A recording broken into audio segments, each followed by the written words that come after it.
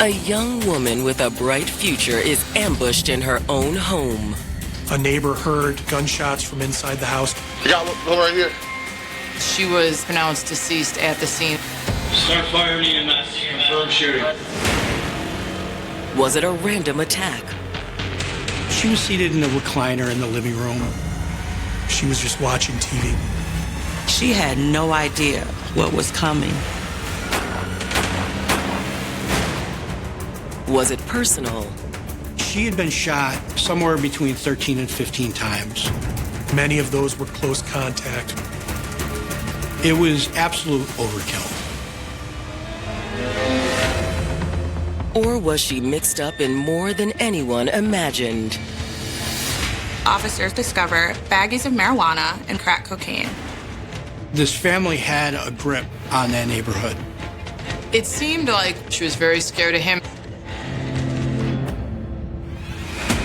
But when detectives finally uncover the truth, it will leave everyone speechless.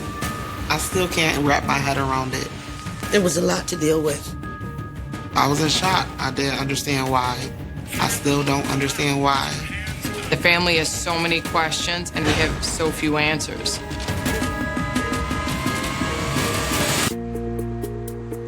August 15th, 2019.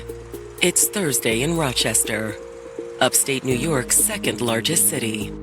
Rochester is the home to Xerox and Kodak, but even with those companies, Rochester has really struggled to keep up with the digital era. More recently, the city has had to deal with decreasing population rates and increasing crime rates. Homelessness, gangs, drug addiction, and poverty has really taken a toll. And this evening is no different when a little before 7 p.m., Rochester 911 receives a call reporting gunshots in the North Market View Heights neighborhood. There are shots fired within the residence at 215 4th Street. It's over on the east side. It's not a good neighborhood at all. The house was being rented by 26-year-old Shanice Taylor. Police are immediately dispatched to the location. RPD, if you're here, make yourself known. When officers arrived, they could hear voices coming from inside the house. There's no answer at the door, so an officer reaches out to the 911 caller for any further information.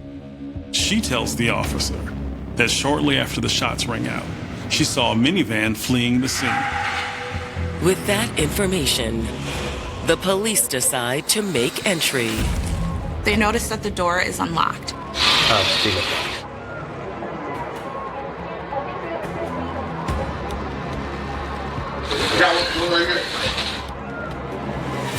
Yeah, she's shot. They find an African-American woman with gunshot wounds.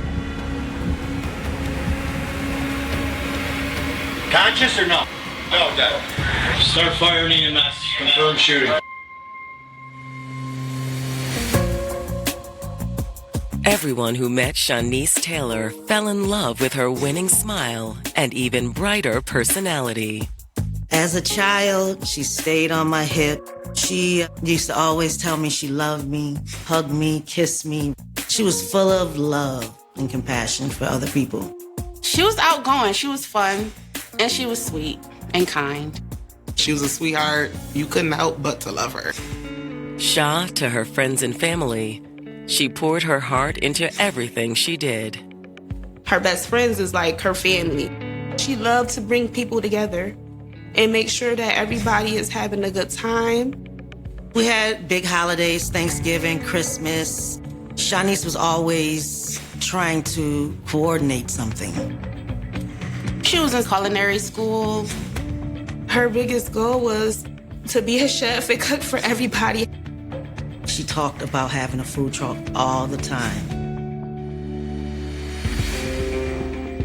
But that wasn't all she dreamed of. Her soft spot were children. She really loved kids a lot. She used to always babysit. And her friends' kids, she loved them. She had a great relationship with them. However, before considering having kids of her own, Shanice wanted to find the right partner. She actually did want to get married. She was passionate about finding that right person. So she was happy to reconnect with a man named Marzell Miller. He was 9 years older than Shanice, but they'd known each other when they were younger. She was seeing him many years ago, and then they just happened to see each other. Then it just went from there. Soon, they were spending most of their time together. She's lived at my house, and then she would spend most of her time over at his house. She wanted to be around him, be with him. Her family, however, was skeptical. I didn't feel that bond that you would have with your daughter's boyfriend. Mr. Miller had other girlfriends. He had, children with other women. He'd also spent some time in jail, which was part of the reason that they'd lost touch in the first place. But since being released on parole, Marzell and Shanice seemed to be getting serious. Especially when Shanice intertwined their lives more by moving into her own place that she rented from his mom. And regardless of what anybody said to her, it didn't change the way she felt about him. Like, she wasn't part of the streets, but she didn't mind a little gangster in her life. And she was willing to stick beside him no matter what.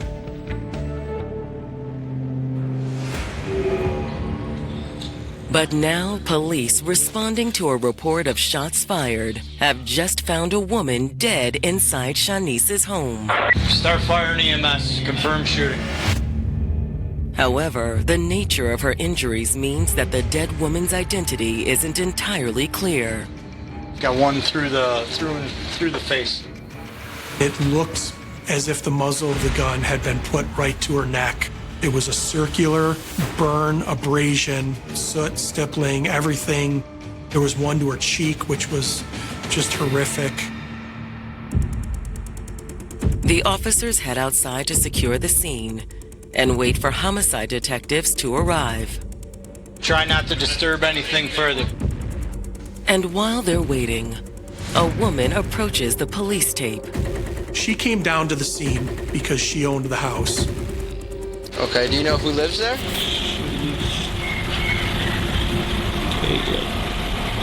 She the one who lived there. She's a good friend of my son's, too. Does he live there, too? No, he doesn't live there, but he be there. They hang out with each other. She stopped short of saying that they were dating. Okay, what's your son's name? Marzell Miller. But according to others who have gathered at the scene, Shanice wasn't the only woman in Marzell's life. He has kids with a couple of women, but one was specifically mentioned, Letitia. So now the police are wondering just who is dead inside the house.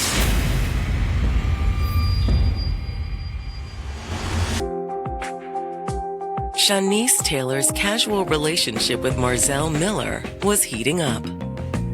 They seemed to be a happy couple. She was very committed and devoted. She spreads her love so deep, so far. For him to be her partner, she's gonna be deeply in love with this person. But now, after a 911 call reporting shots fired inside her house, Rochester police have found a woman inside, dead from multiple gunshot wounds. But based on what the police learned at the scene about a couple of Marzell's relationships, the woman's identity isn't immediately clear. One of the gunshot wounds was to the victim's face, so officers are unsure who the victim is. When homicide detectives arrive, they head inside to look over the crime scene. The victim was inside the house. She was pronounced deceased at the scene and was not transported. She was seated in a recliner in the living room. One of the things that stood out is she still had a popsicle in her hand that she was clutching. The lazy boy recliner she was sitting in, there were bullets to the back of it. It was clear to anybody who walked through that she was ambushed. She kicked off her flip-flops and they were right next to her feet. She had a cell phone in her lap, so there was no physical altercation. There was probably not even a verbal argument. Near the body, the detectives find more than a dozen .22 caliber shell casings. She had been shot somewhere between 13 and 15 times. In her head, torso. And many of those were close contact, which was disturbing, to say the least. Around the home, detectives uncover several other potential clues. We found 2 more 9mm in a safe, and then there was another gun under the couch in the living room also. Officers also discover baggies of marijuana and what appears to be crack cocaine. Was it possible that the murder was drug-related? By the time detectives begin canvassing the neighbors, the sun has gone down, and Shanice's family has started to gather. When I got there, it was taped off, like you couldn't go down the main street. We ended up going there, and it was like, I just couldn't believe it. They didn't know if their loved one was okay, if that was who was in the house. They didn't really tell us not much. It's a balance of trying to meet the needs of the investigation and give the family the information that they need. Eventually, the situation calms down enough that detectives can speak to the family. The sister states that she was at home when a man stopped by her house and let her know that something happened. They believed it was Marzel's son, and that they said the family should really go check on her. She said the man was driving a small gray sedan. However, the family doesn't know much else, and they're anxious to identify the victim inside the home. But she looks like me. That's my sister. She asked multiple times, and I was looking at her sister thinking, yes, she looks exactly like you. And then they said, does she have any tattoos? Her sister said to me she has tattoos on her, but there were 2 females that Marzel Miller dated, and both of them had tattoos. So that wasn't going to help us. I said, well, we need another way to figure this out. So Shanice's sister provides detectives with Shanice's cell phone number. We went back to the house, and I dialed her cell phone number. And for the family's sake, I was hoping that she answered.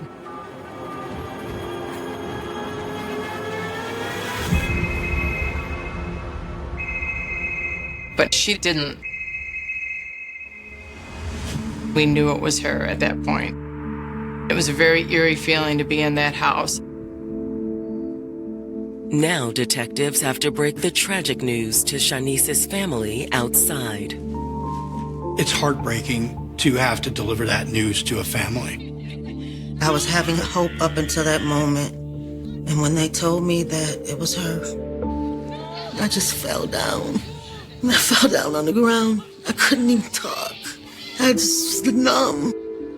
So my sister is gone. So my sister is dead. It was one of the worst death notifies I've ever done. Family was so upset. My daughter was jumping up and down, yelling and screaming. All I could do was just cry, because the way she died is just a nightmare. I still can't wrap my head around it. Why did she have to go the way that she went? I was thinking, like, who would want to hurt her? I had no idea. I didn't know what to believe. The family has so many questions, and at that point in the investigation, we have so few answers. Giving the family a moment to grieve, the detectives canvass the surrounding houses. A lot of neighbors don't answer the door, which is unfortunately typical for that neighborhood. And the detectives soon learn that Shanice's neighbors have a good reason not to cooperate. We found out that Marzel Miller's family owned many houses on the street. This family had a grip on that neighborhood. People don't want to be seen as cooperating with the investigation. However, one woman does volunteer some information, saying she'd heard multiple shots. She was out with her daughter, heard the shots, grabbed her, and was able to get her into the house. Notably, though, while she was outside, she happened to witness a silver van leaving the scene. But she is unable to identify the make or model. Officers then speak with another neighbor who states that he did hear some noise, but he was in his house doing renovations, and he assumed that someone was banging loudly on something outside. When he went to check, he says he didn't see anything. But he offers to share his security camera footage in case it captured something. If we can review the He was able to give us that video which showed our suspect leaving the house and getting into a silver minivan. There's someone else driving, and they leave at a high rate of speed. They couldn't make out the license plate, but this video corroborated what the other witnesses had told them. And as it turns out, the suspect vehicle isn't the only thing police are able to identify. In Monroe County, the Crime Analysis Center can access criminal information across multiple departments. One of the things about Rochester is that we've got a very good working relationship across all lines of law enforcement agencies. And because of that relationship, detectives are able to retrieve vital information. The analyst finds a suspicious connection between Shanice's address and a recent parolee. They were able to quickly tell us through an ankle monitoring system that one of their parolees, Marzell Miller, had been in that area around the time of the shooting.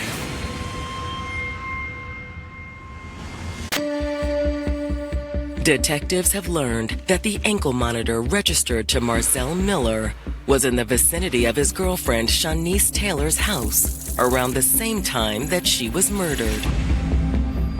Marzell had been arrested previously, and was part of his sentence, he was wearing a GPS-activated ankle monitor. The question is, where is Marzell now? We're able to follow his ankle bracelet and see that he's going towards the west side of the city. But that went dead shortly after the crime. We presumed at that point that he cut it off and destroyed it. But does the fact that Marzell's monitor was in the vicinity mean that he's Shanice's killer? With the current evidence, it's a little bit of a stretch. Hoping to learn more, detectives circle back to the 911 caller. Detective McKenzie and I went to interview the 911 caller. She states that on the evening of the murder, she heard them having a heated dispute. That happens a lot, actually. The caller says that about an hour after the argument, she heard gunshots coming from inside the home. She looked outside and saw Shanice's boyfriend running from the house. And he had a gun in his hand. She sees him enter a silver minivan that was waiting for him outside. The van was just waiting there? Yeah, like there was somebody else driving the van. They leave at a high rate of speed. So you don't know Shanice's boyfriend at all? Not really. I just seen him with her. She states that he'd been coming around for the past few months.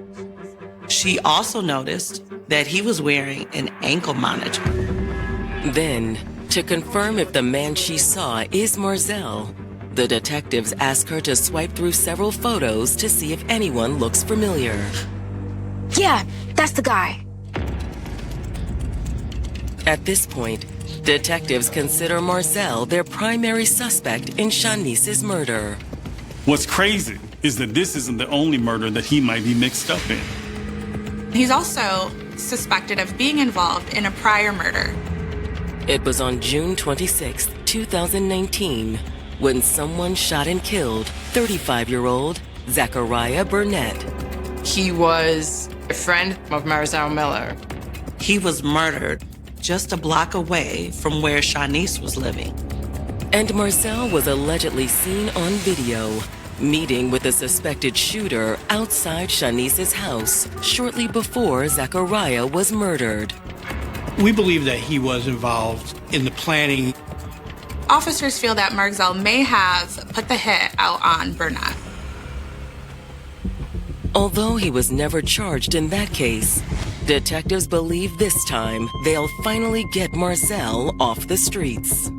Marzell had a reputation with the police of selling drugs, running that whole block of 4th Street. Once we started looking into him as a suspect, we started digging into his background and his access to different vehicles. He had been stopped in a variety of cars that were all registered to his mother and the family business. They ran a medical motor service, so they had a few different cars registered to them. One of the vehicles happened to be a silver minivan. But one vehicle registered in Marzell's name is a gray sedan. That was a match to the car that Marzell's family member was driving when he stopped by Shanice's house, saying that she was possibly hurt. And later that night, an officer working a traffic detail spots a vehicle fitting the sedan's description. He tails the car and runs the plates. It does come back registered to Marzell. And it's overdue for the state's required inspection. The officer hits his lights in an attempt to stop the vehicle. The sedan pulls over, and the officer cautiously approaches the driver. But Marzell's not the driver. There's someone else driving. It was one of his sons. He was in his late teens. Since Marzell is a person of interest, detectives want to speak to his son. He had to talk about things that he necessarily didn't want to talk about, but he was forthcoming. He's the one who let her sister know that someone had been hurt. How did you know this? My cousin called me. I don't believe Marzell's son knew that she was deceased, but whatever happened, obviously he knew his father was involved. He, out of guilt, went and let the family know that she may be injured. It seemed like he didn't want his father to know he did that. He was so scared that his father would know. I just wanted to help her if I could. He was put in a predicament that was obviously very difficult for him. And had you been over there at all today? Yeah, earlier around 2 o'clock. Whether or not he's telling the truth, investigators are unsure, but they have nothing to hold him on, so they have to let him go. But the next morning, police get another chance to zero in on their suspect. Officers spot the silver minivan. This was the one that had been seen fleeing the scene of the murder. Unfortunately, Marzell was not in the minivan. Man, where's Marzell at? I have no idea where Marzell is. Instead, a woman named Kiki, the mother of another of his sons, was behind the wheel, and her son was in the van with her. The last I saw him, he was acting crazy. He came over and kicked my door in last night. A Rochester police officer has just stopped a minivan connected to the murder of Shanice Taylor. Witnesses saw the minivan fleeing the scene, and a neighbor's security camera also caught it on tape. But instead of their suspect, Marzell Miller, it's a woman behind the wheel. It's the mother of another one of his children, and she has their son in the back seat.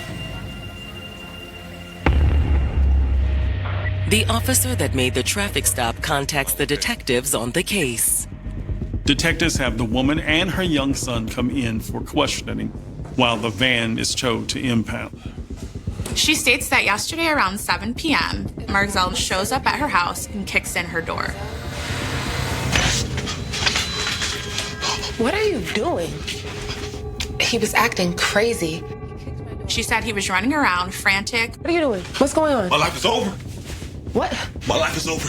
What are you talking about? My life is over. She didn't know why he came over, that he was all upset.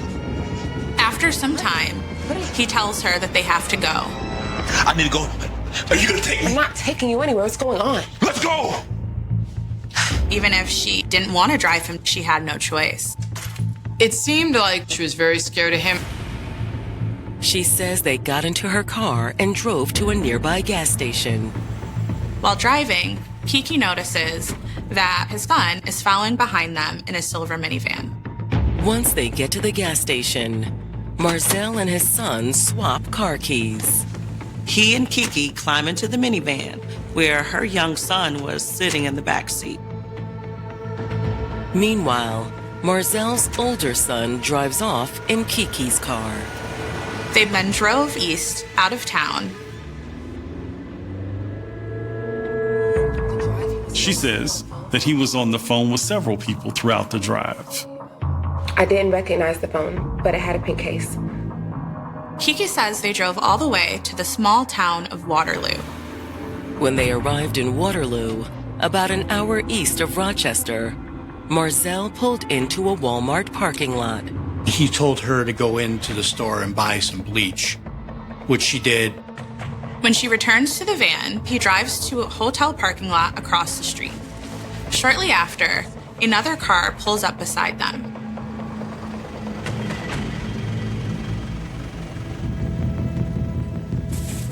That car was driven by an African-American woman that Kiki didn't recognize. Marzell grabs the bleach and enters the car with the mysterious woman. Marzell and the woman drive off, and Kiki drives the minivan with her son back to Rochester. She told us that's the last time she'd ever spoken to him.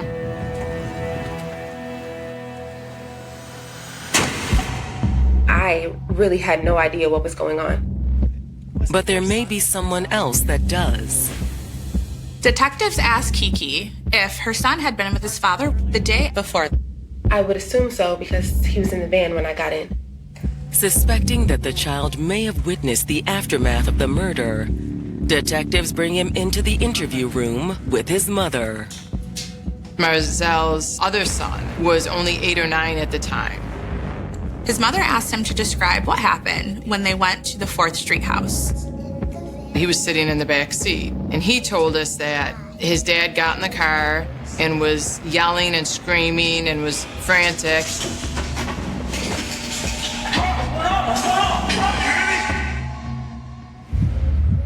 He was able to tell us how he cut off his ankle bracelet and where they went. However, that's not all that Marzell's son is able to tell them. He tells detectives that there was blood on his shirt.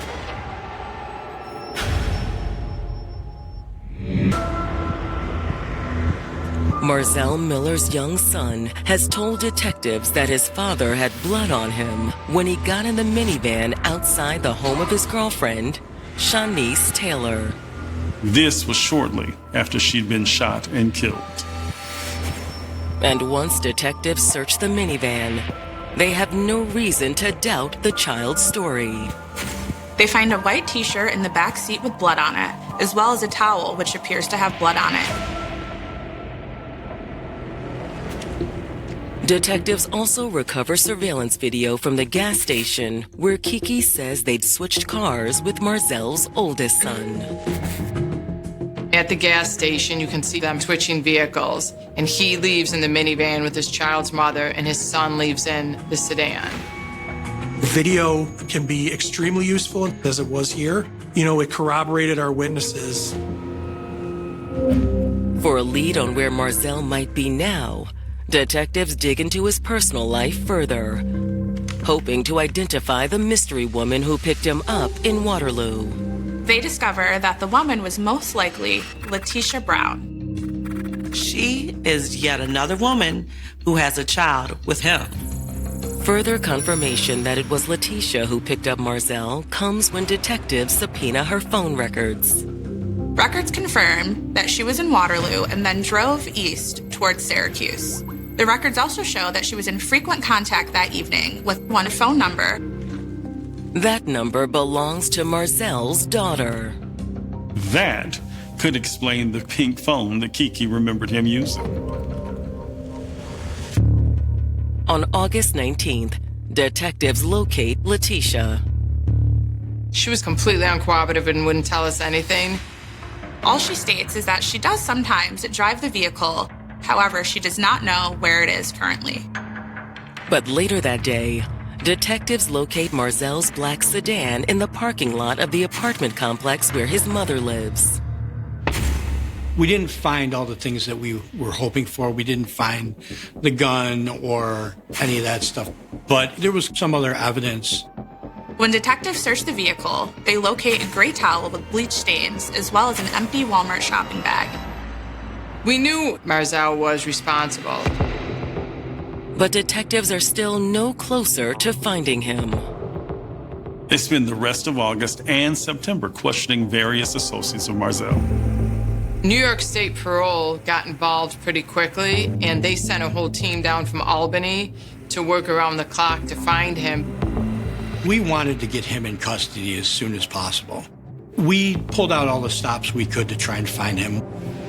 They were doing surveillance, checking cell phone records. We were monitoring social media. We were looking at phone calls from his mother to see if there was any new telephone numbers that popped up to try and track him down. Marzel had family members who were in jail, and so we were trying to listen to phone calls from around New York State. But there's no useful information to generate any leads. Detectives also request assistance from the U.S. Marshal Service's Fugitive Task Force. The marshals were there along with parole because he is still a parolee. The weeks-long search takes its toll on Shanice's family and friends. It was scary to know that this monster is still on the streets and no one knew where he was. Where is he? You know, where is this guy at? It made me feel uneasy. But after 2 anxious months, the marshals suspect they've finally found their man. Terry and I got a phone call from them early one morning, and they said that they believed they had him in a house, basically a block away from the crime scene. The U.S. Marshals tracked him based on phone records of other family members, and they got a pretty good idea that he was inside that location when they started seeing one of his girlfriends coming and going from the location.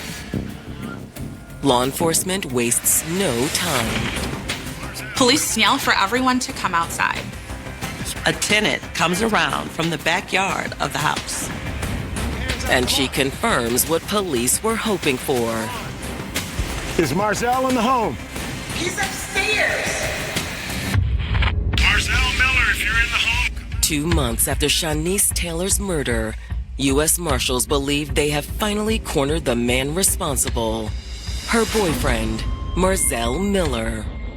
U.S. Marshals tracked him down from a house not far from the murder scene.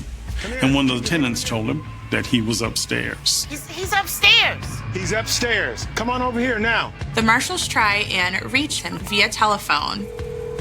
They were trying to talk him out of the house. However, they are unable to convince him to surrender. But then, Marzel's mother shows up at the scene. That wasn't at a request by us. We believe other people contacted her to show up and aid. He has a very close relationship with his mother. Unfortunately, sometimes those can be pretty high risk by getting them involved in negotiating somebody to come out. Sometimes it works, other times they don't want to have their family members see them being taken into custody. But the marshals decide to take the risk. Officers get his mother on the phone, who is able to convince her son to peacefully surrender. He was taken into custody at that point. Finally under arrest for homicide, Marzel is transported to the police station. And by the time the detectives sit down with him, he's visibly upset. He seemed kind of broken, like he was somebody that had been on the run for a while. He was crying, saying his life was over, but I always felt that he was crying for his own freedom being taken away. But when detectives begin their questioning, Marzel abruptly ends the interview. We only talked for a couple minutes, then he asked for an attorney and the conversation was over. With Marzell now refusing to cooperate, detectives go ahead and book him into jail. He's charged with murder in the second degree and multiple counts of criminal possession of a weapon. When the trial begins in March of 2021, the prosecution argues that there is no doubt Marzell shot Shanice on the evening of August 15th, 2019. The DA that did the case, Perry Duckles, did a phenomenal job laying out all the evidence. With the evidence we had on this case, it was clear that Marzell, in that moment, he, at close range, shot her upwards of 15 times. His motivation, however, isn't as clear. In this case, any motive that we got was really speculation from the family. Whatever happened in that house, I think, was probably a combination of two things. One, the victim had been telling people she was going to leave Marzell. And secondly, we believe that she knew about the homicide that happened one block over.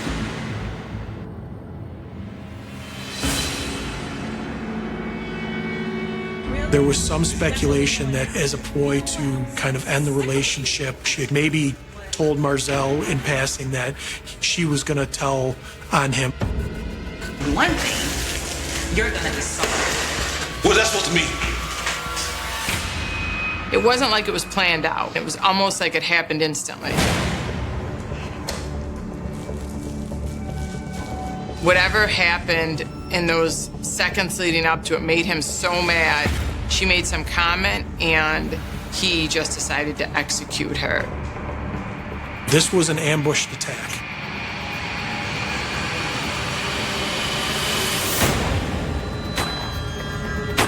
He emptied the gun he had on her. I mean, there were 15 casings. The gun may have been loaded with 15 rounds and he fired every one at her.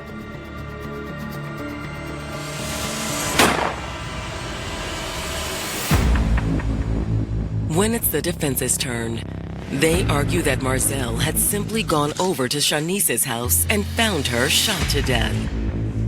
Their defense was that, it wasn't him. Initially, people from Marzell's side were trying to float out the story that it was a drug house robbery.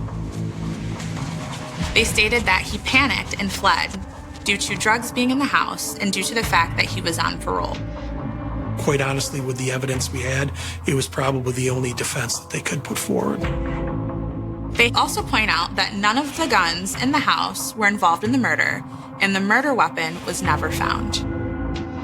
But Marzell's attorneys can't get around the fact that a neighbor heard shots shortly before seeing him leave the house with a gun. As a result, the jury finds him guilty of second-degree murder. He is sentenced to 40 years to life in prison. He was convicted of everything that we put in front of the jury. For Shanice's loved ones, it's not long enough. We wanted justice for her, and we wanted somebody to be held accountable for her death. Baby girl didn't even make it to 40. That's not enough. I wanted him to get life. I felt like that was a slap in the face. I haven't heard my daughter's voice in 6 years. My baby is gone. There's a possibility he will get paroled someday. I'm hoping her family keeps a voice for her and keeps him in. In the meantime, Shanice's family and friends would rather cling to the memories of the woman who brought so much joy to their lives. She deserves her legacy. She didn't have kids. We are the ones who got to teach about how happy she was, how loving she was, how caring she was. She has a beautiful headstone, and I go there all the time. It's peaceful. I sit and I talk to her. I know that her body is there, but her spirit is wherever I am. Every time I see a butterfly, I'm like, hey, Sha. Something always sparks her memory. Her soul is still here. There are cases that begin with a scream, a frantic 911 call, or the discovery of a crime scene that immediately tells investigators something terrible has happened. The case of Chandler Halderson began differently. It began with a story about two parents who were supposedly away for the 4th of July weekend. Their son said they had left home. He said they were traveling to a vacation property in northern Wisconsin with another couple. He said they had simply failed to return. At first, it was a missing person story. There was no obvious announcement that a violent crime had occurred inside the Halderson home. There was no eyewitness who stepped forward to describe a killing. There was only a son explaining where he believed his parents had gone. But within days, that explanation began to fracture. The people at the center of the story were Bart Halderson, 50, and his wife, Krista Halderson, 53. They lived with their 23-year-old son, Chandler Michael Halderson, in the Windsor area of Dane County, Wisconsin. To the outside world, the family appeared to be living an ordinary life. Chandler was a young man who presented himself as someone with plans for the future. He had been an Eagle Scout. He told his parents that he was attending Madison Area Technical College, now known as Madison College. He described having employment and ambitions that suggested he was moving toward adulthood and independence. Among the stories he had created about his future was an alleged connection to SpaceX and a plan to move to Florida for work. These details would later become important because prosecutors argued that the life Chandler had described to his parents was not the life he was actually living.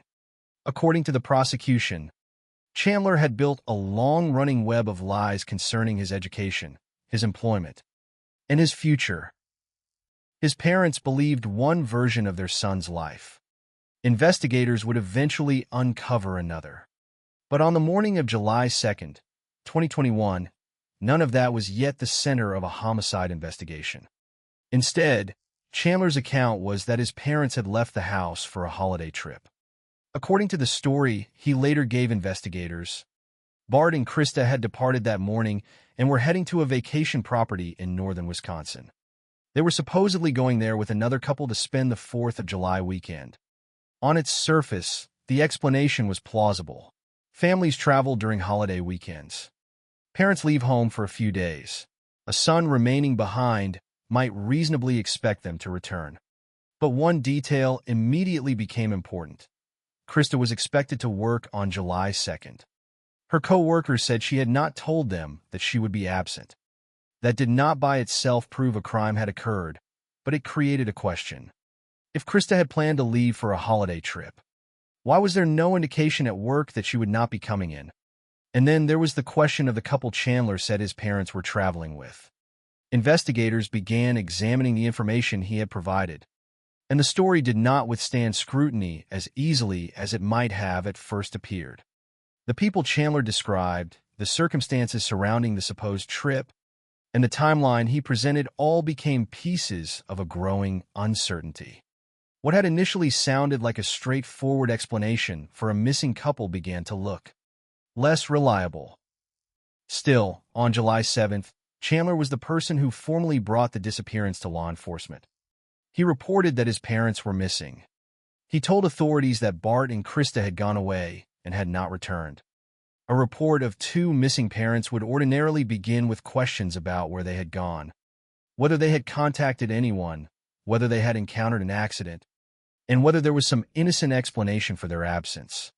But the investigation was already facing a problem. The story supplied by the person reporting the disappearance contained information that investigators could not confidently verify. The investigation therefore began to move in an uncomfortable direction. Instead of simply searching for Bart and Krista, investigators began examining Chandler's account itself. What had he seen? What did he know? When had he last seen his parents? Where exactly were they supposed to have gone? And could the details he provided be independently confirmed? On July 8th, just one day after reporting his parents missing, Chandler was arrested for providing false information to investigators. The significance of that arrest was enormous. The person who had appeared to be helping authorities locate two missing parents was now at the center of the investigation. Yet even then, the full scale of what had happened had not been revealed. The critical breakthrough came when investigators discovered human remains in a rural area of Dane County. The remains belonged to a man. They were subsequently identified as those of Bart Halderson. The forensic examination established that Bart had been shot and that his body had later been dismembered. At that point, the case changed completely. Bart was not missing in the ordinary sense of the word. He had been murdered. The question was no longer simply where he and Krista had gone. The question was what had happened to them, where Krista was, and why someone had attempted to conceal the evidence.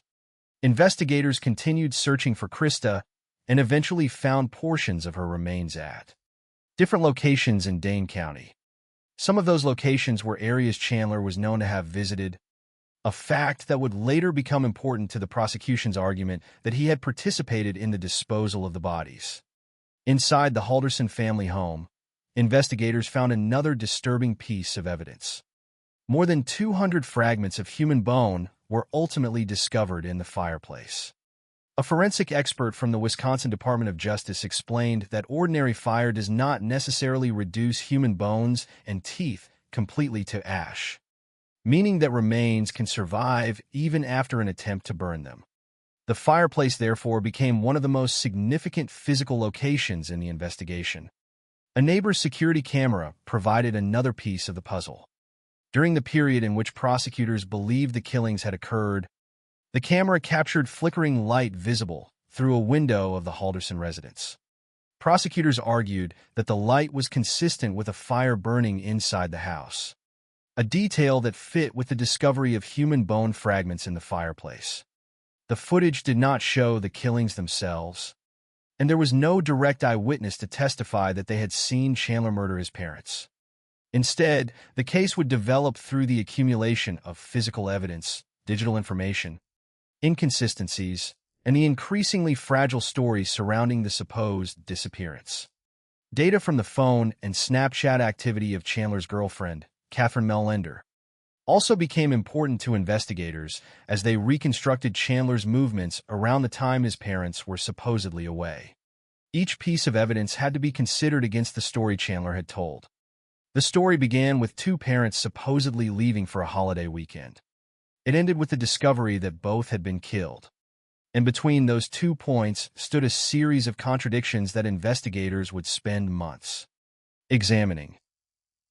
The prosecution would later argue that the murders were connected to Chandler's fear that the false life he had constructed would be exposed, particularly as his father was becoming concerned about verifying the claims Chandler had made about his education and future. That explanation was a prosecution theory about motive, not a confession from Chandler. He did not testify at trial, and the courtroom would never hear a direct explanation from him about what happened inside the family home. Instead, jurors would be asked to consider the evidence that remained after the story of the missing parents began to collapse. The Halderson case is therefore not simply the story of a disappearance that became a homicide investigation. It is the story of how an explanation can become evidence against the person who created it. A vacation that investigators could not verify. A missing person report made by the son. A father's body discovered in rural Dane County. A mother's remains found elsewhere. Human bone fragments inside the family fireplace. Flickering light captured by a neighbor's camera. Digital information that helped investigators reconstruct Chandler's movements. And behind all of it, a family whose understanding of their son's life was, according to prosecutors, built upon years of deception.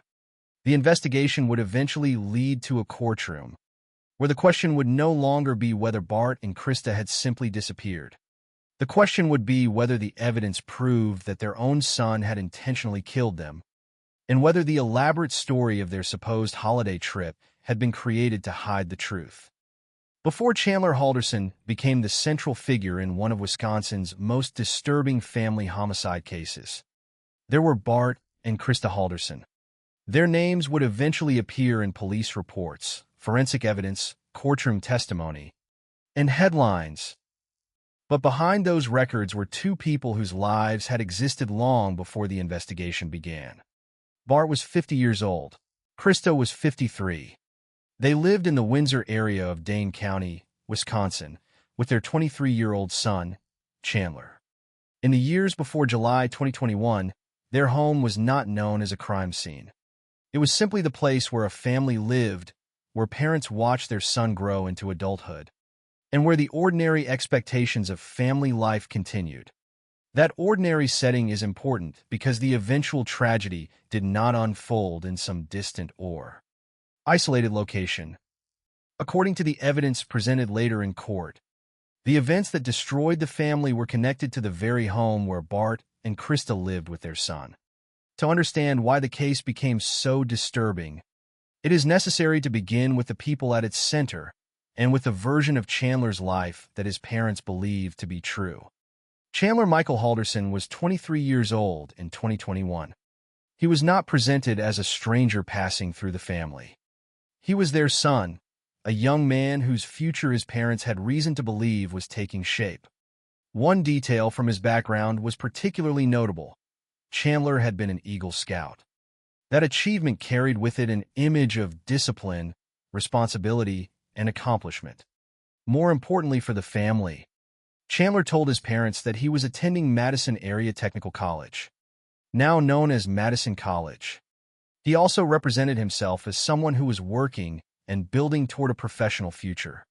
To his parents, these were not merely casual stories. They formed an understanding of where their son was going in life. A young adult attending college, holding employment, and preparing for a career is part of a familiar family narrative. Parents invest time, trust, and hope in that future. They expect setbacks, perhaps, but they generally assume that the basic facts are real. According to prosecutors, however, the reality behind Chandler's claims was substantially different. The prosecution would later describe his life as a web of lies involving education, employment, and future plans. Chandler had told his parents that he was attending college, but investigators determined that he was not living the educational life they believed he was. He also claimed to have employment and described professional opportunities that contributed to the image he had created. Among the most striking elements was a story involving SpaceX and a supposed opportunity that would take him to Florida. These claims became significant during the investigation because prosecutors argued that Chandler had constructed an elaborate picture of a successful future while concealing the truth about his actual circumstances. The distinction matters. The existence of these false claims became part of the evidence and prosecution's theory. But the precise emotional meaning of those lies inside Chandler's mind cannot simply be assumed. There is a difference between what investigators could establish and what they could only argue. The prosecution eventually offered one explanation for why the deception mattered so much. Chandler feared that his parents, particularly his father, were beginning to discover that the life he had described was not real. That theory would become central to the question of motive. But before the murders, there was still a family living together, and there was still the possibility that the truth about Chandler's education and employment might eventually be confronted without violence. According to the prosecution's account, that possibility became increasingly important when Bart began to have concerns about verifying his son's claims. The information supplied for this case indicates that Bart was expected to check or verify aspects of Chandler's story concerning his education. For prosecutors, this was significant because verification could potentially expose the difference between the life Chandler had described and the life he was actually living. Again, that is the prosecution's explanation of the circumstances leading toward the killings, not a statement Chandler made under oath. Chandler never testified at his trial. Therefore, there was no direct courtroom account from him explaining what he believed, what he feared, or what ultimately happened inside the house. What investigators could examine instead were the facts surrounding the family's final days. The relationship between parents and an adult child can contain expectations that are invisible from the outside. Parents may ask questions about school, employment, finances, or future plans. A young adult may want independence while still living at home. In most families, these tensions remain ordinary. They may lead to arguments, disappointment, or difficult conversations, but they do not lead to murder. In the Halderson case, prosecutors argued that something much more serious occurred because the stakes surrounding Chandler's deception had become in their theory, unbearable to him. The tragedy is that Bart and Krista were not merely witnesses to Chandler's life. They were the people whose belief in that life mattered most. If the prosecution's account was correct, their trust became part of the foundation upon which Chandler's false narrative existed. That makes the later events especially difficult to understand. The parents were living with a son whose future they believed they understood, while investigators would eventually conclude that important parts of that future had been fabricated. One of the most notable stories Chandler told involved SpaceX and a supposed move to Florida. The story suggested a dramatic next chapter. A young man leaving Wisconsin for an opportunity connected to a major aerospace company. It was the kind of future that could make parents proud. But according to prosecutors, it was another component of the false world Chandler had constructed. By the summer of 2021, that world was approaching a point where it could no longer remain entirely hidden. The 4th of July weekend was approaching. Bart and Krista were still at home. Chandler was still living with them, and whatever tensions existed beneath the surface were about to become part of a far more terrible story. The available evidence does not provide a complete record of every conversation between Chandler and his parents before July 1st. It does not tell us every ordinary moment they shared, every disagreement they may have had, or what either parent privately thought about their son's future. Those gaps should remain gaps. A responsible account of a true crime case cannot fill them with imagined dialogue or invented emotions. What can be established is that Bart and Krista were the parents of a 23-year-old son who had presented them with a particular version of his life, and that prosecutors later argued those representations were false. What can also be established is that both parents were killed on or around July 1st, 2021, according to the evidence presented at trial. Their deaths transformed all the earlier details into something much darker.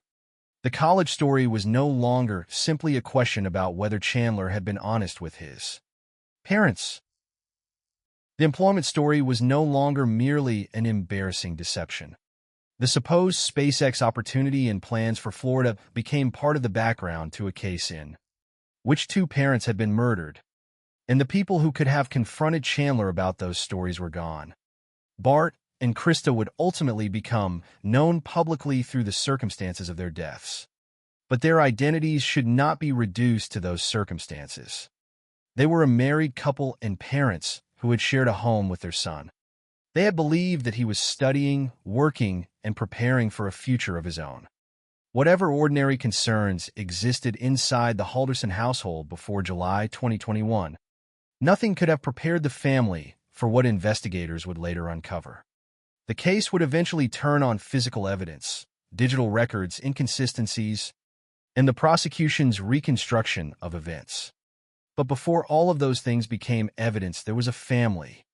There was a father named Bart. There was a mother named Krista. And there was a son whose story about his future, according to prosecutors, had become increasingly difficult to maintain. That background would become essential to understanding the investigation that followed. Because when Bart and Krista disappeared, investigators were not simply trying to determine where two missing people had gone. They were eventually forced to examine the life their son had told them he was living, and whether the truth behind that life had become the motive for an unimaginable act. By the summer of 2021, Chandler Halderson had built a version of his life that, according to prosecutors, depended heavily on what other people believed about him. To his parents, Bart and Krista Halderson, their 23-year-old son was preparing for adulthood. He was supposedly attending Madison Area Technical College, known today as Madison College. He was also supposedly working and moving toward a professional future. There were plans, opportunities, and a narrative of progress. One particularly ambitious part of that narrative involved SpaceX and a supposed future move to Florida. Taken individually, none of these claims necessarily seemed extraordinary. Young people change schools, search for work, pursue careers, and imagine moving to another state. But investigators would eventually determine that important parts of Chandler's story were not true. The significance of the deception was not simply that Chandler had lied about college or employment. According to the prosecution's theory, these lies had created an alternative version of his life, one that he maintained in front of the people closest to him. And when investigators later reconstructed the circumstances surrounding the deaths of Bart and Krista, those lies became part of the question of motive. It is important to make a distinction here. The existence of false statements and the evidence surrounding the murders were matters presented in the case. The explanation that Chandler killed his parents because he feared those lies would be exposed was the prosecution's theory. It was not a confession from Chandler.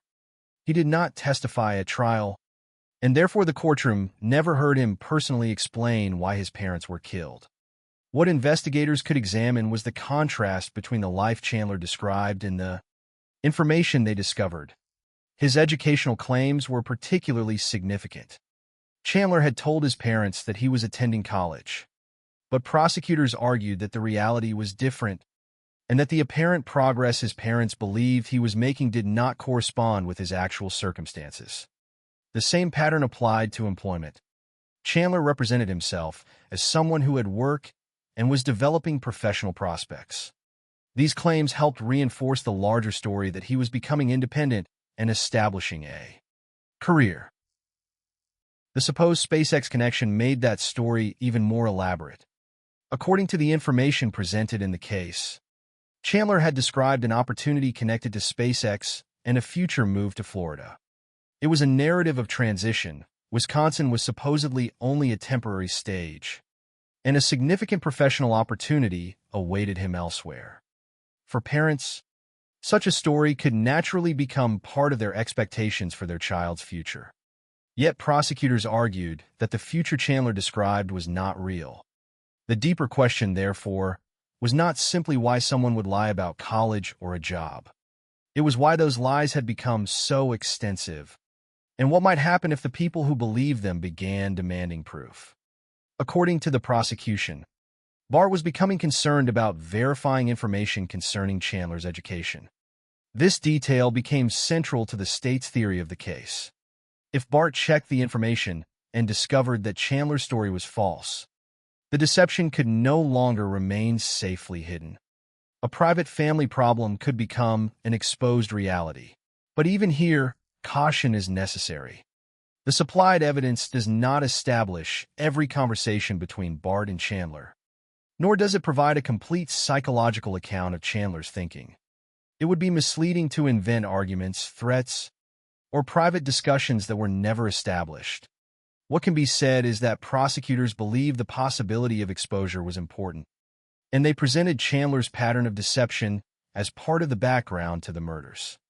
That theory gives the case its most disturbing dimension.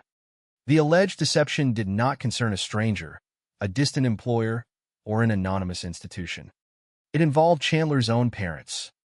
Bart and Krista were the people living with him and the people who believed the future he described.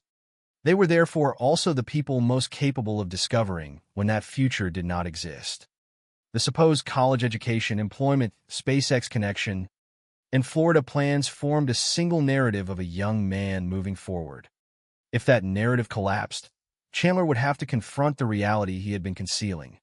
Prosecutors argued that this fear of exposure provided the motive for the killings. But a motive is not the same thing as proof of the act itself. The prosecution still had to establish what happened to Bart and Krista and demonstrate Chandler's responsibility beyond a reasonable doubt. That distinction became crucial because there was no eyewitness who testified to seeing Chandler murder his parents. Instead, investigators and prosecutors would rely on a combination of physical evidence, digital information, inconsistent statements, and the circumstances surrounding the disappearance. The hidden life Chandler had constructed became one component of that larger picture. The first major break in the case would eventually come not from the college records or the SpaceX story, but from the disappearance itself. Chandler would tell investigators that his parents had left for a 4th of July trip. According to his account, Bart and Krista departed on July 2nd and were going to a vacation property in northern Wisconsin with another couple. if the story were true, the earlier lies about Chandler's education and employment might have remained separate from the disappearance. But investigators began finding reasons to question the trip. Krista was expected to work on July 2nd, and co-workers said she had not told them she would be absent. There were also problems surrounding the couple Chandler claimed was traveling with his parents. These inconsistencies became more important when Chandler reported his parents missing on July 7th. By then, the story of the family had begun to change. The parents who were supposedly away for the holiday weekend could not be located.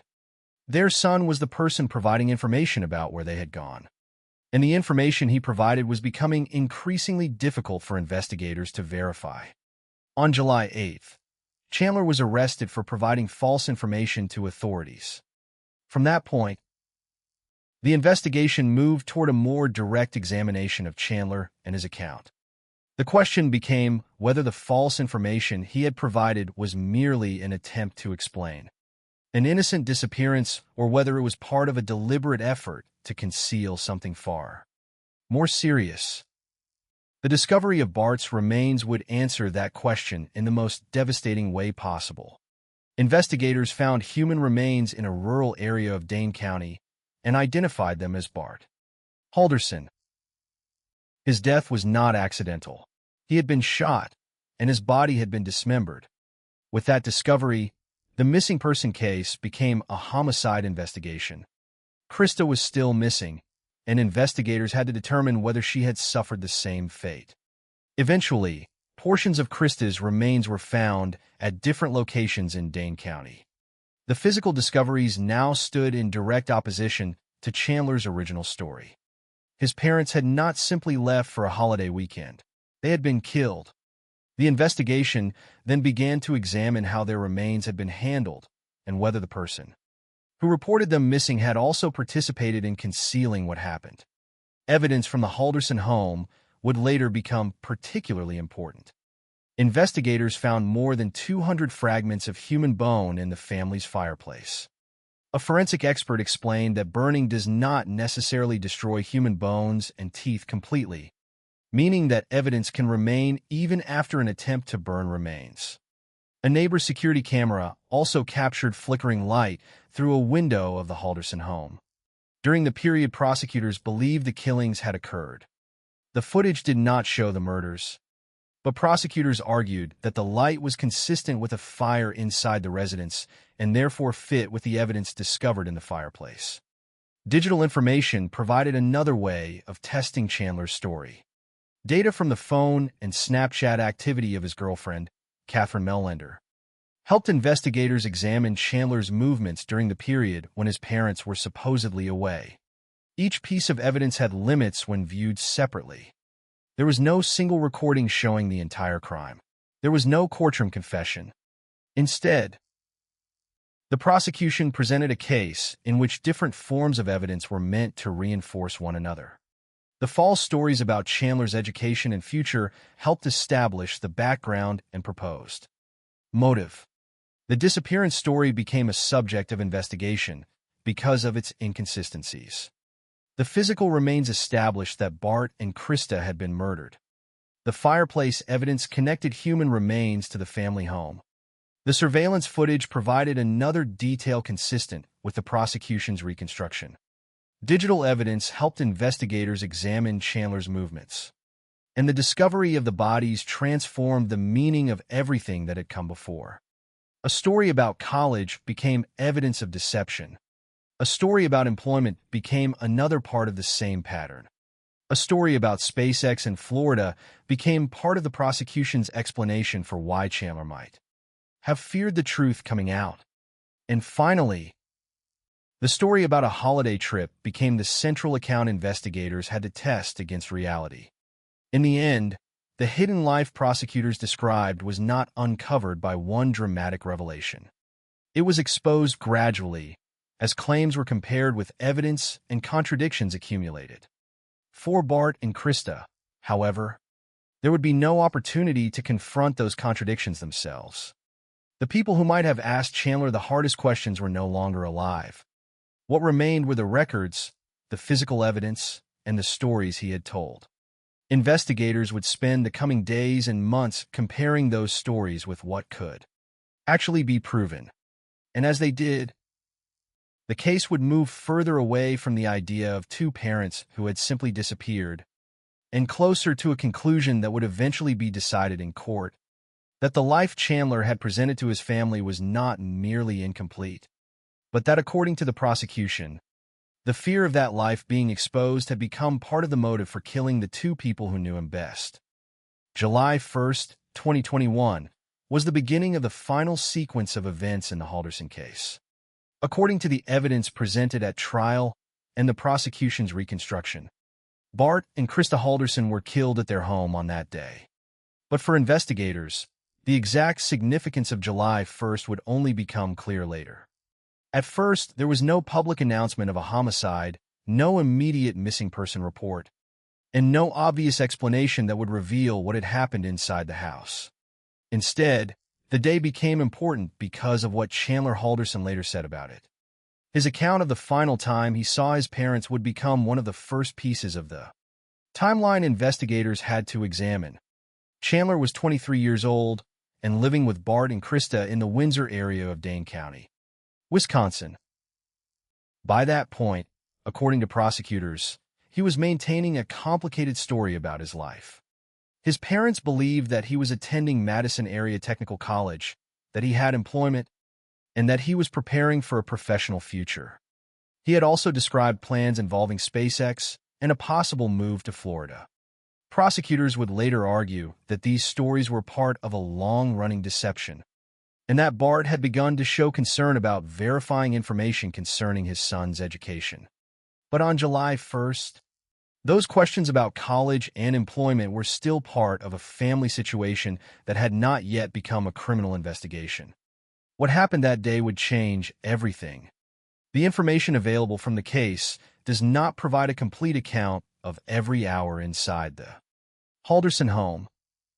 There is no basis for inventing conversations between Bart, Krista, and Chandler, or for claiming to know exactly what each person was thinking. What can be established is that the prosecution and the evidence placed the killings on July 1st, and that Chandler later told investigators he had last seen his parents on that date. That statement became important because of what he said happened next.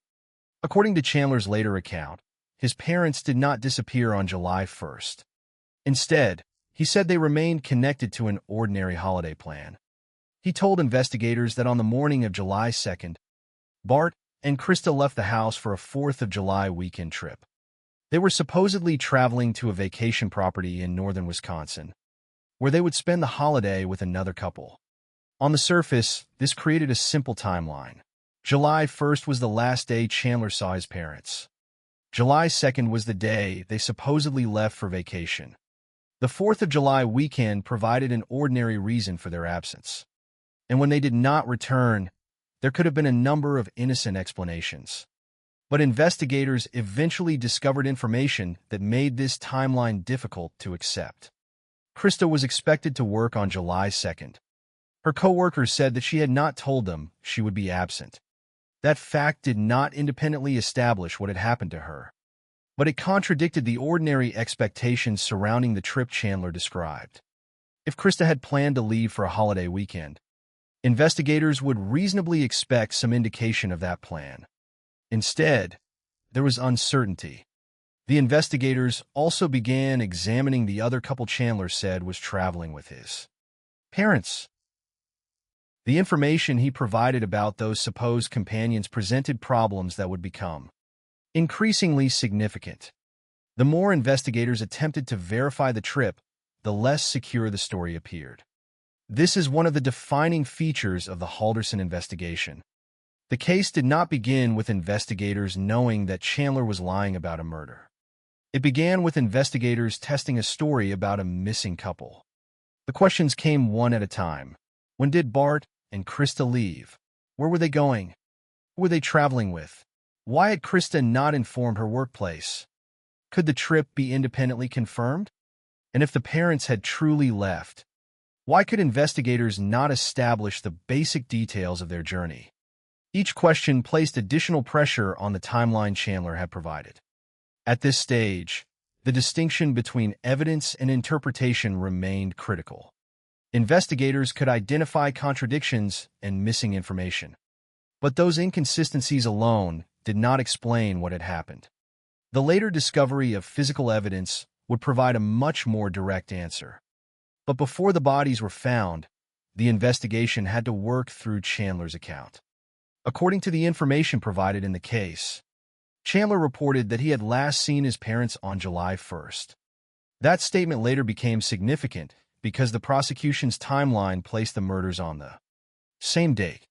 If Bart and Krista were killed on July 1st, then the story that they departed for vacation on July 2nd could not be true. It would mean that the supposed trip was not a trip at all, but part of a false explanation for their disappearance.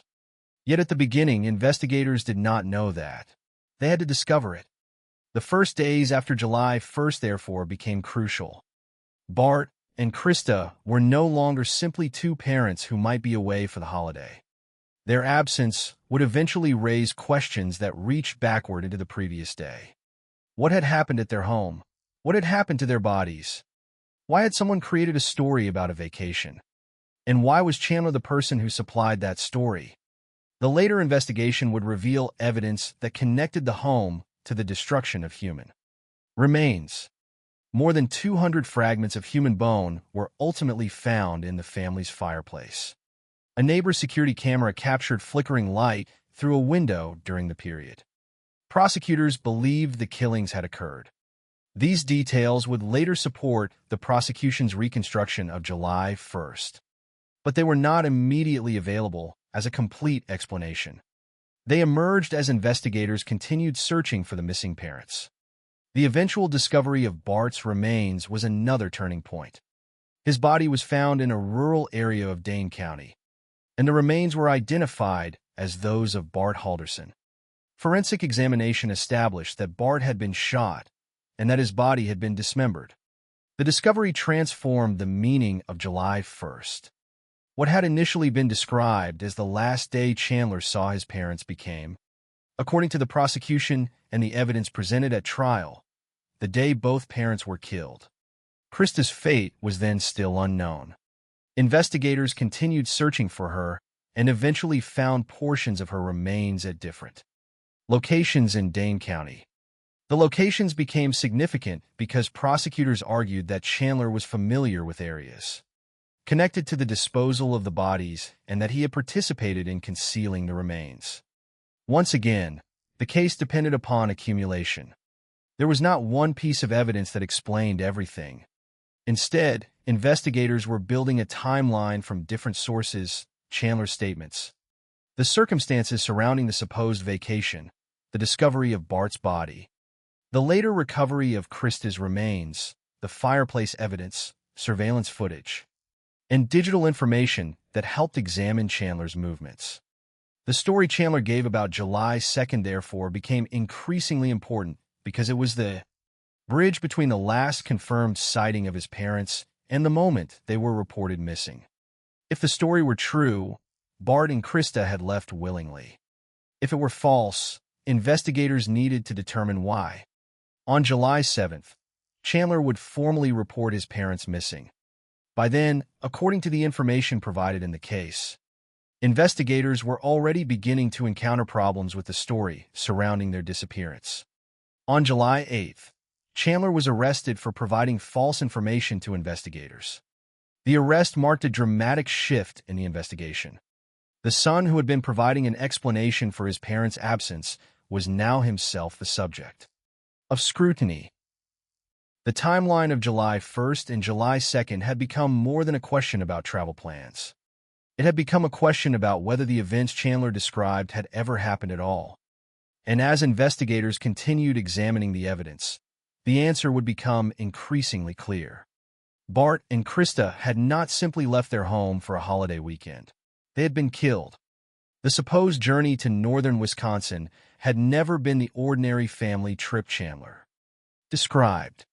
Instead, it became part of the explanation investigators would eventually conclude was designed to conceal what had happened. The tragedy of July 1st lies partly in how ordinary the date might have appeared from the outside. It was the beginning of a holiday weekend, a time when families across the country were making plans, traveling, and preparing to spend time together. But inside the Halderson case, July 1st became the final known day in the lives of Bart and Krista.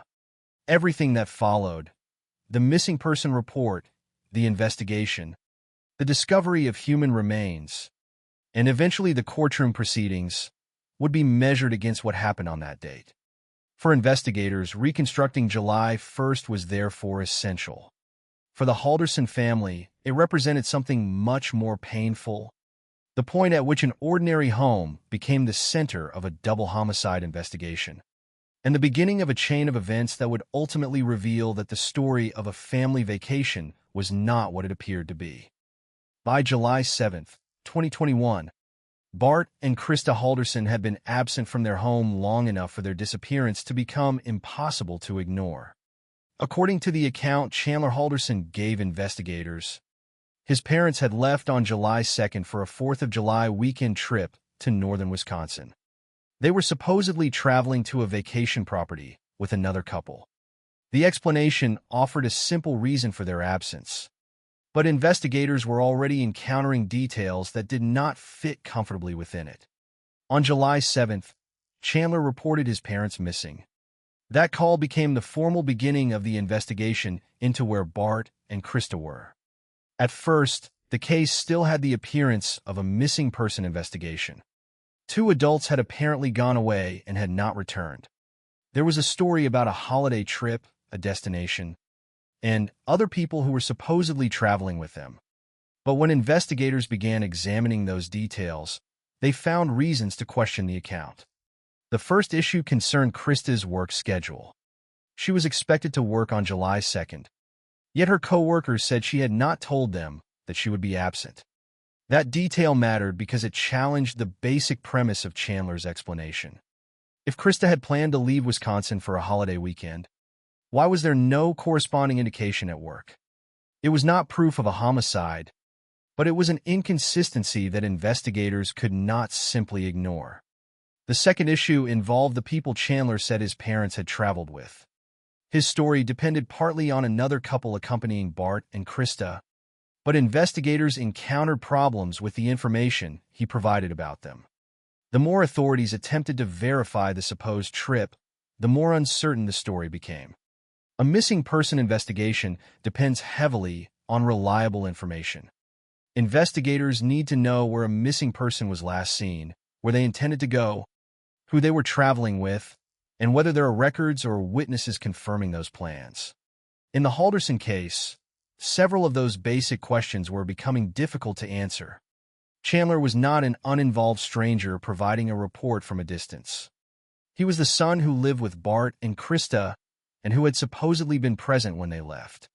That meant his account was particularly important, but it also meant that investigators had to examine it carefully. The questions surrounding the disappearance, therefore, began to focus increasingly on Chandler himself. What exactly had he seen? When had he last seen his parents? What had they told him about their plans? Could their trip be independently confirmed? And why did some of the information surrounding it fail to match what investigators were learning from other sources? These questions would become more serious as the investigation continued. Chandler's account placed his parents' departure on July 2nd. According to the prosecution's later reconstruction, however, Bart and Krista had already been killed on July 1st. That meant the supposed trip was not simply mistaken or misunderstood. It was, according to prosecutors, a fabricated explanation designed to make it appear that the couple had left voluntarily. But investigators did not begin with that conclusion. They had to arrive at it through evidence. The first major step was understanding that the disappearance might not be what Chandler said it was. On July 8th, only one day after Chandler reported his parents missing, authorities arrested him for providing false information to investigators. That development fundamentally changed the direction of the case. The person who had brought the disappearance to law enforcement was now facing an allegation that he had lied to them. Yet even at that point, the full horror of the case had not been established. Investigators still needed to determine whether Bart and Krista were alive, whether they had left Wisconsin voluntarily, and whether there was any evidence that a crime had occurred. The answers would come through the discovery of physical evidence. A crucial breakthrough occurred when investigators found human remains in a rural area of Dane County. The remains belonged to a man and were later identified as Bart Halderson. The discovery immediately transformed the missing person investigation. Bart was not simply absent. He had been murdered. The forensic examination showed that he had been shot, and his body had subsequently been dismembered. This finding destroyed the central premise of the vacation story. If Bart had been murdered, then the question was no longer whether he had decided to stay away from home. Investigators now had to determine who had killed him, when the killing occurred, and what had happened to the rest of his remains. Chandler's position in the investigation changed accordingly. He was no longer merely the son of two missing people. He was the person whose account had already been challenged and who was now connected to a case involving his father's murder. The investigation continued with the search for Krista. Investigators eventually found portions of her remains at different locations in Dane County. Some of the locations were areas associated with Chandler's movements, which became important to the prosecution's later argument that he had participated in disposing of his parents' remains. The discoveries also established that the case involved two victims, not one. Bart and Krista had both been killed, and investigators were now attempting to reconstruct how their bodies had been handled after their deaths. The Halderson home provided another important part of that reconstruction. Investigators found more than 200 fragments of human bone in the family's fireplace. A Wisconsin Department of Justice forensic expert explained that ordinary fire does not necessarily eliminate human bones and teeth completely.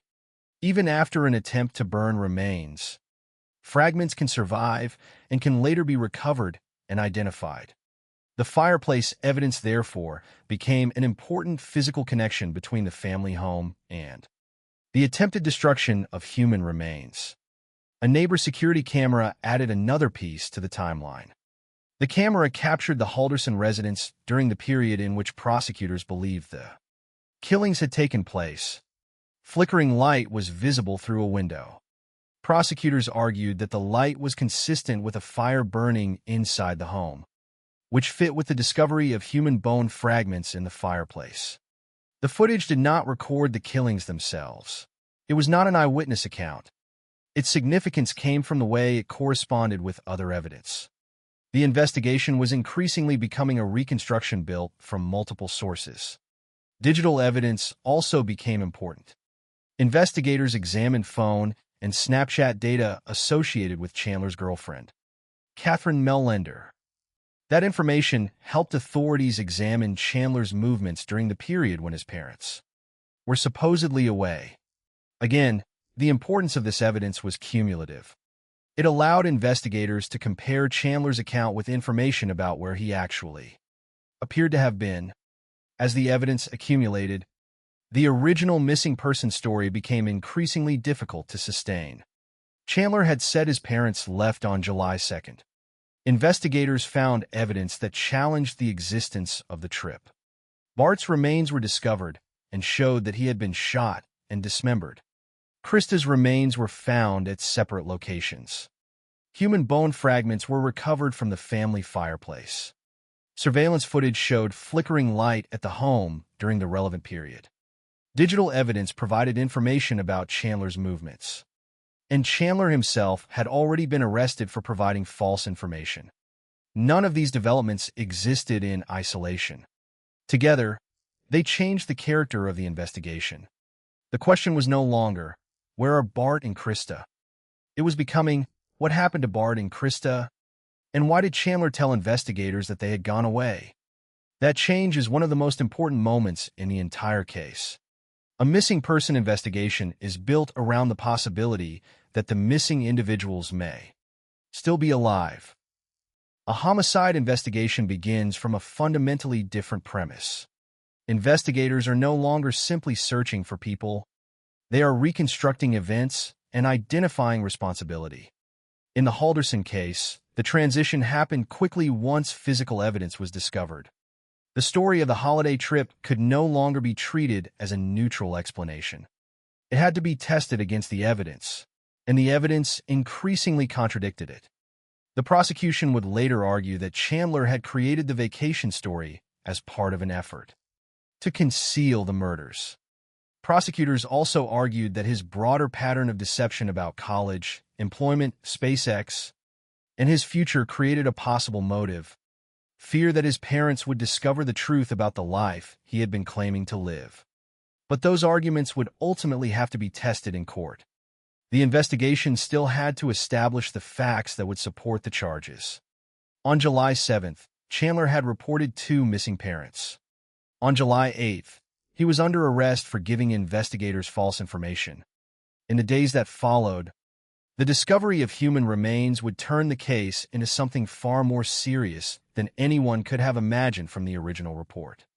Bart was dead. Krista was dead. And the story that they had simply gone away for the 4th of July weekend was collapsing under the weight of physical evidence.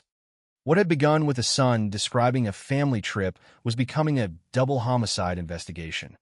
The investigators' task was now to determine what had happened inside the Halderson home, how the bodies had been disposed of, and whether the person who reported his parents missing had also been responsible for their deaths.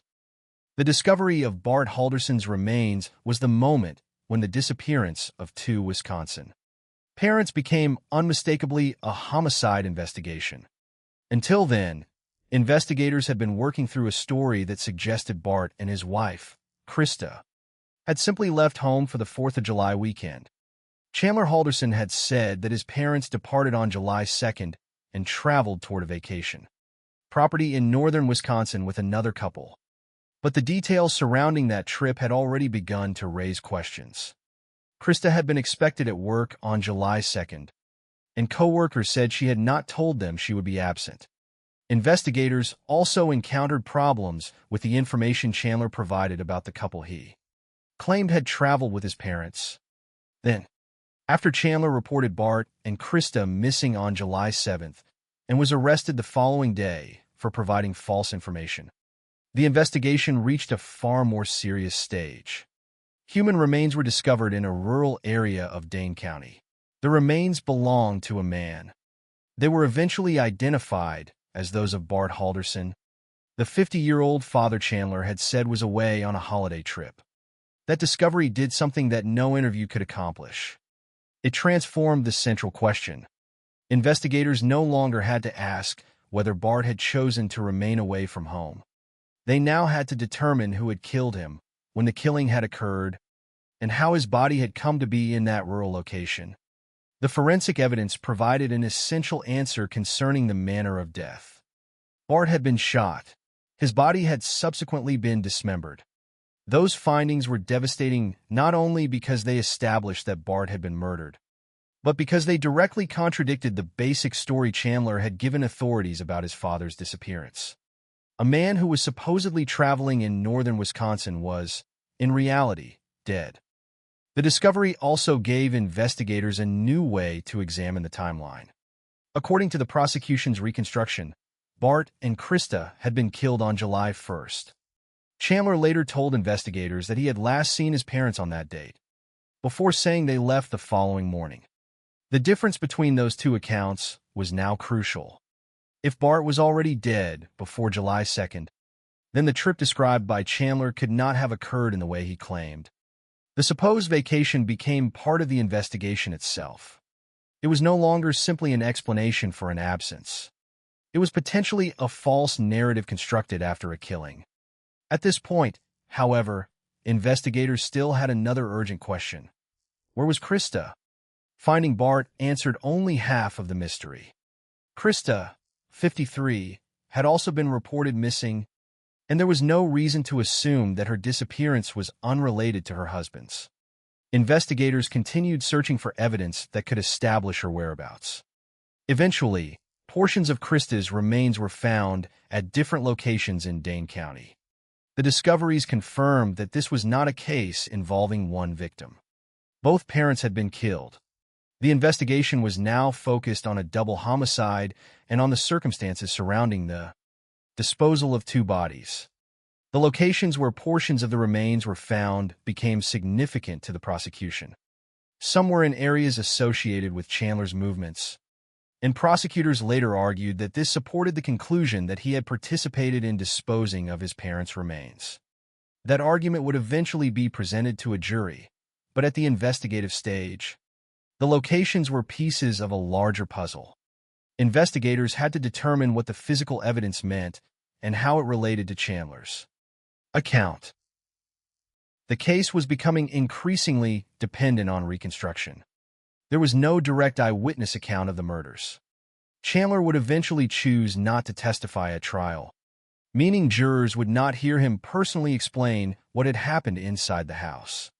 Instead, investigators had to rely on what remained after the killings, human remains, the condition of those remains, the places where they were discovered, statements Chandler had made, and other physical and digital evidence.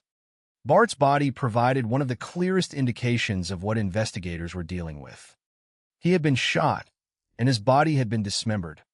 The combination of those findings established that someone had not merely caused his death, but had subsequently attempted to conceal or dispose of the remains. That fact became important because Chandler's original story had depended upon Bart being alive and traveling away from home. Once Bart's remains were identified, the story could no longer be maintained as an innocent explanation. Investigators then had to examine whether other evidence connected the disposal process to the Halderson residence. That search led to the fireplace inside the family home. More than 200 fragments of human bone were eventually found there. A forensic expert from the Wisconsin Department of Justice explained that ordinary fire does not necessarily destroy human bones and teeth completely. Even after burning, recognizable fragments can remain. The discovery therefore provided investigators with another physical connection between the Halderson home and human remains. The fireplace evidence would become especially important because it suggested that an attempt had been made to destroy evidence inside the very house where Bart and Krista lived. A neighbor's security camera supplied another piece of information. During the period in which prosecutors believed the killings had occurred, the camera recorded flickering light through a window of the Halderson residence. Prosecutors argued that the light was consistent with a fire burning inside the house and that this fit with the human bone fragments found in the fireplace. The camera did not record the killings themselves, and it did not identify the person responsible for the fire. Its significance came from the way it aligned with other evidence. In a case built largely through circumstantial evidence, investigators and prosecutors would repeatedly compare one piece of information against another. The remains established that Bart had been murdered.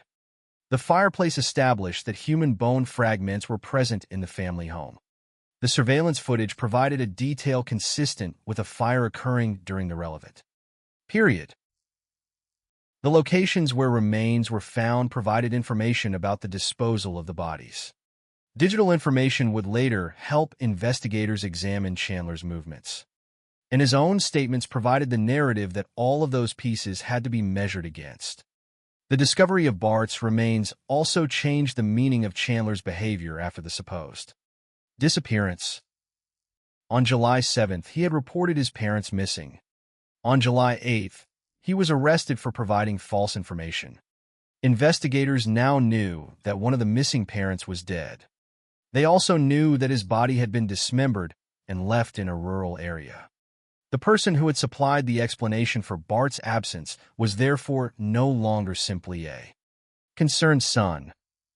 He was a person whose account required close examination. That does not mean that every inconsistency automatically proved murder. Investigators still had to establish what had happened and who was responsible. But the discovery of Bart's body created a framework in which Chandler's statements could be tested against physical reality. The supposed vacation was one example. Chandler had said Bart and Krista left on July 2nd. The evidence showed that Bart had been killed. If the prosecution's timeline was correct, He had been dead before the supposed departure. The difference was fundamental. It meant that the story about the holiday trip was not merely inaccurate.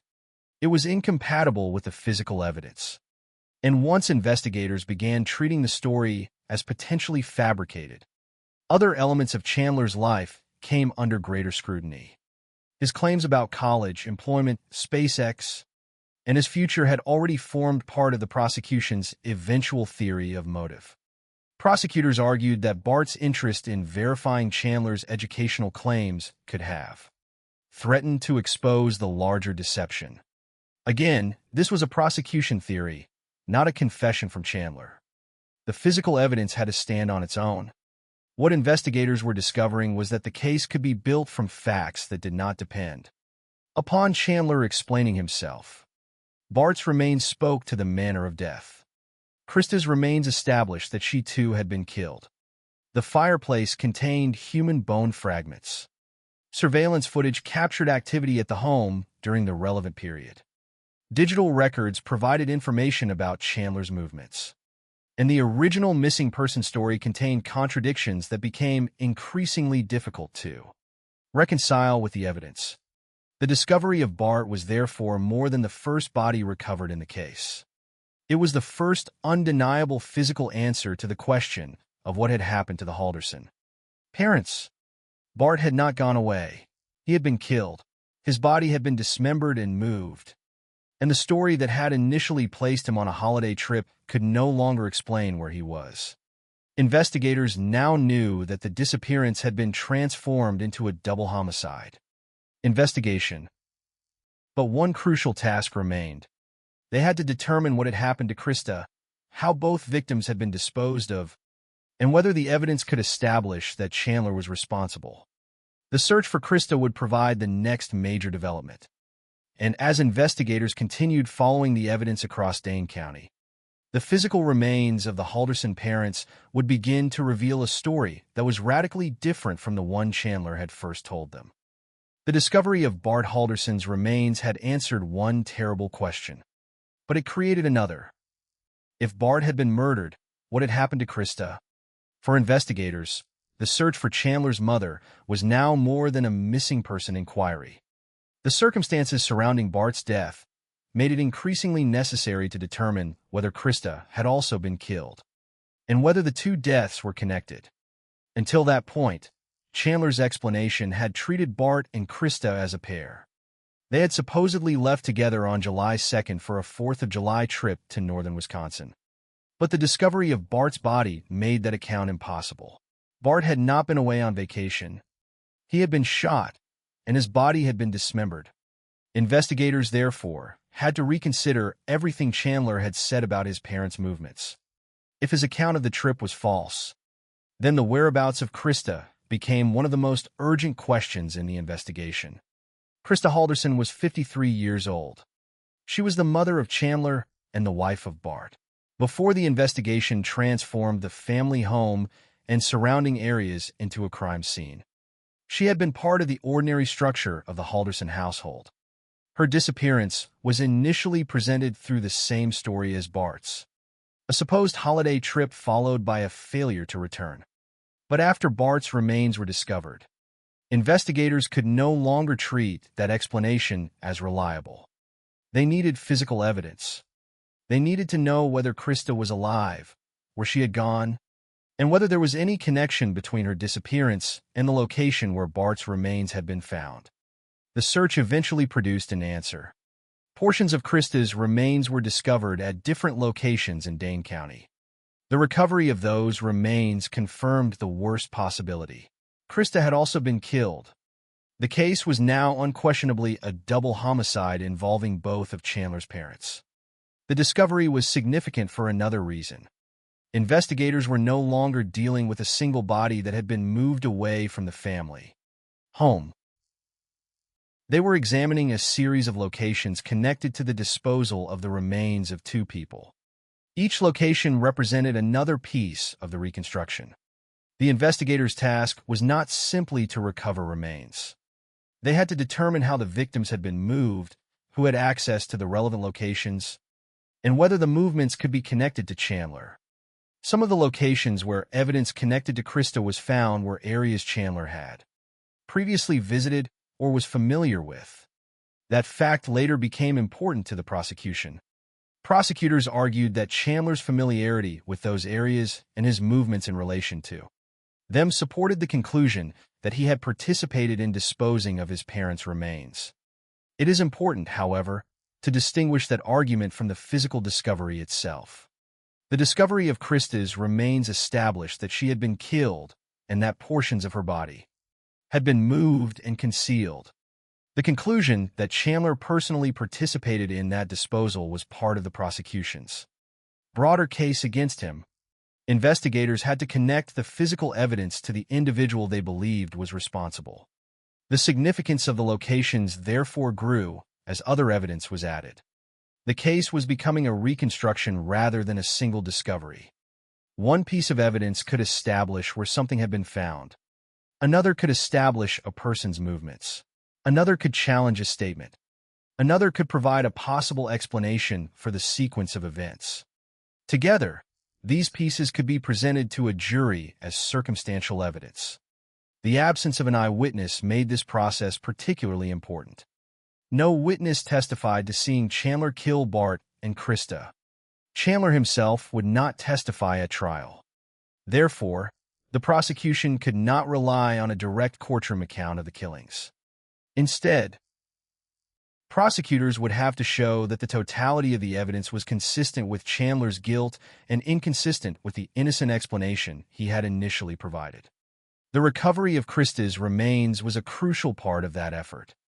The supposed holiday trip had depended on both parents being alive and traveling together. Once investigators found Krista's remains, that explanation collapsed completely. There was no longer a possibility that Krista had simply chosen not to return from a vacation. She had been killed, just as Bart had been. The investigation also had to consider what had happened after the deaths. Bart's body had been dismembered. Portions of Krista's remains were discovered at different locations.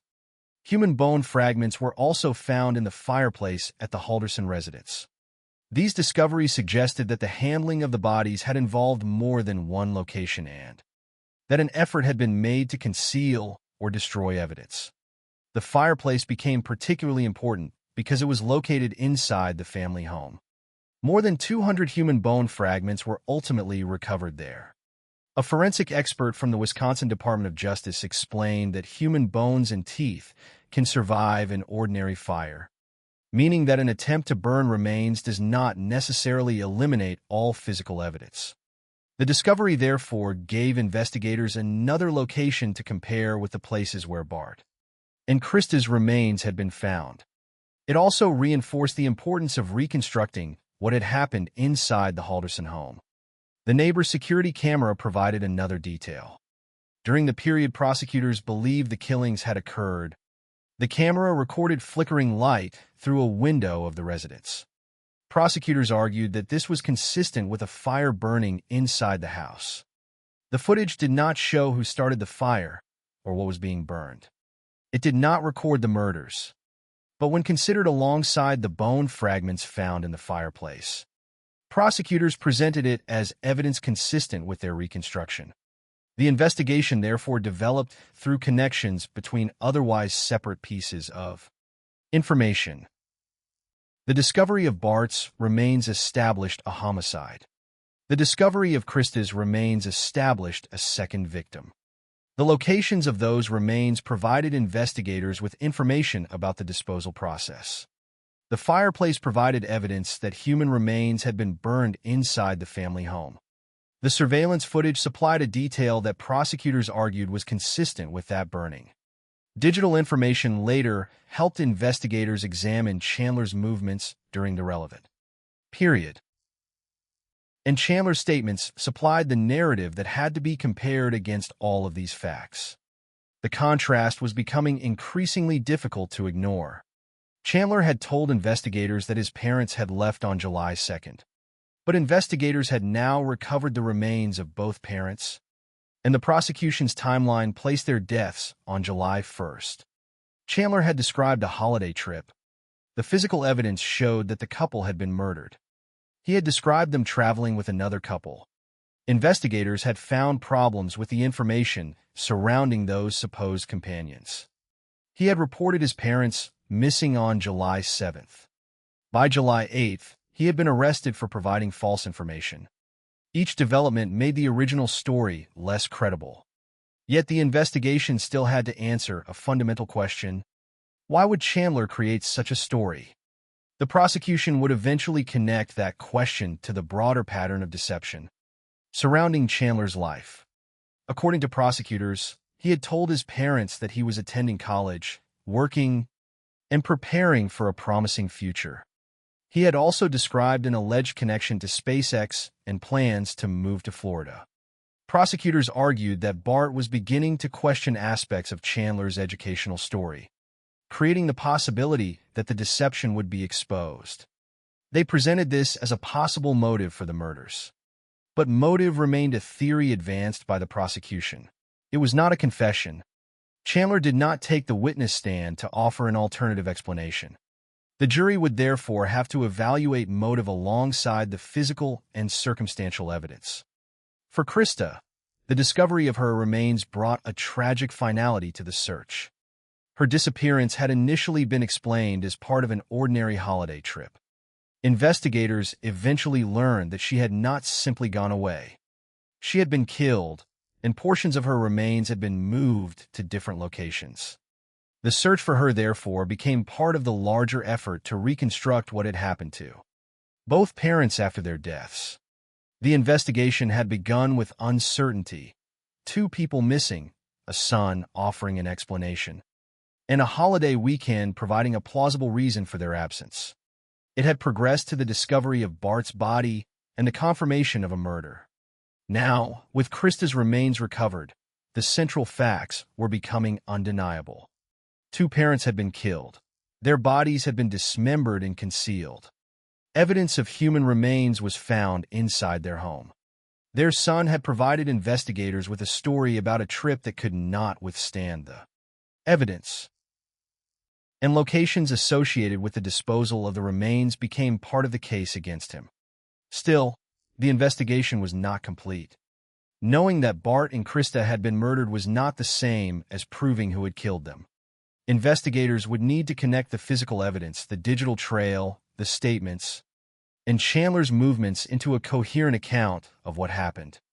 That process would become increasingly important as the case moved toward trial. The search for Krista had begun as an attempt to find a missing mother. It ended with the confirmation that she was another victim.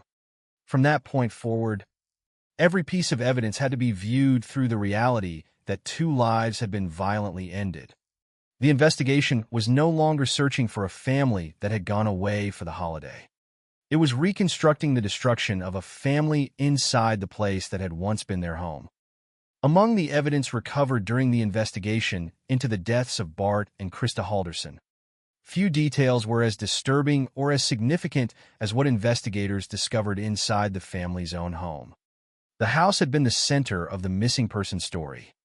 It was where Chandler lived with his parents, and it was the place from which, according to his account, Bart and Krista had supposedly departed for their 4th of July trip. But as investigators reconstructed the events surrounding their deaths, the house itself became a source of evidence that challenged that story. Inside the Halderson residence was a fireplace. Investigators discovered human bone fragments there, and ultimately more than 200 fragments were recovered. The finding became one of the most important physical elements of the prosecution's case because it placed human remains inside the family home and provided evidence consistent with an attempt to destroy or conceal them. The discovery did not explain every detail of the crime by itself. It did not establish who had placed the remains there, nor did it provide a direct recording of what happened. But in combination with the other evidence, it became part of the reconstruction prosecutors presented to the jury. To understand why the fireplace mattered, it is necessary to return to the story Chandler had originally given investigators. He said his parents had left on July 2nd for a holiday trip to northern Wisconsin. They were supposedly traveling to a vacation property with another couple. If that account had been true, The Halderson residence would simply have been the place Bart and Krista had left behind. But the discovery of their remains changed the meaning of the house. Bart had been found dead in a rural area of Dane County. His body had been dismembered after he was shot. Portions of Krista's remains were later found at different locations. And inside the home where the family had lived together, investigators found evidence that human remains had been burned. The house was no longer simply the starting point of a missing person case. It had become an important part of the physical reconstruction of what prosecutors believed had happened. The forensic evidence concerning the fireplace was presented during the trial by an expert from the Wisconsin Department of Justice. The expert explained an important fact about burning human remains. Ordinary fire does not necessarily reduce bones and teeth completely to ash. Even after exposure to fire, recognizable fragments can survive. That principle mattered because the presence of human bone fragments in the fireplace demonstrated that an attempt to burn remains did not eliminate all traces of them. More than 200 human bone fragments were ultimately found there. The sheer existence of those fragments meant that investigators had physical evidence inside the home that had to be explained. It was not an abstract theory. It was not simply an accusation based on Chandler's statements. It was material evidence recovered from the family's fireplace. The next question was what the fragments meant in relation to the deaths of Bart and Krista. The prosecution argued that the fireplace was part of an attempt to dispose of evidence after the murders. This interpretation fit into a broader pattern. Bart's body had been dismembered and moved to a rural location. Krista's remains were discovered at different locations. The fireplace contained human bone fragments. These facts suggested that the handling of the bodies had involved deliberate efforts to conceal or destroy evidence. But the prosecution still had to establish Chandler's connection to those actions. The fireplace therefore became one component of a larger circumstantial case rather than a single piece of evidence that could independently answer every question. The distinction is important. The presence of human remains inside the house was a fact established by the investigation. The conclusion that Chandler had deliberately placed them there as part of an attempt to conceal his parents' murders was part of the prosecution's case against him. The jury ultimately had to consider the evidence as a whole. Another piece of evidence that prosecutors connected to the fireplace came from a neighboring security camera. The camera recorded the Halderson residence during the period in which prosecutors believed the killings had occurred. In the footage, a flickering light could be seen through a window of the home. Prosecutors argued that this light was consistent with a fire burning inside the residence. On its own, the footage did not reveal what was happening inside the house. It did not show the murders.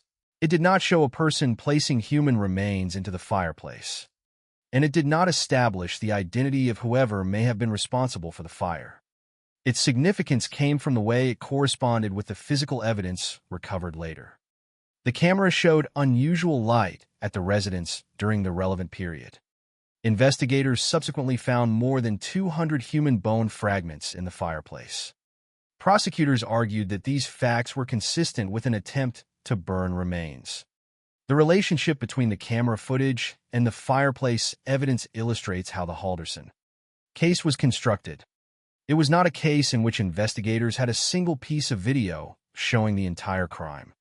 Instead, they had fragments of information that had to be assembled into a timeline. The surveillance footage provided one part.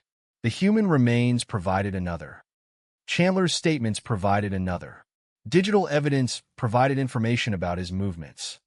The recovery of Bart and Krista's remains established the identity of the victims and the fact that they had been killed. Together, these different sources formed the foundation of the prosecution's reconstruction. The fireplace was particularly important because it brought the investigation back to the family home. The house had been central to Chandler's story because it was where he said he had last seen his parents before they supposedly departed.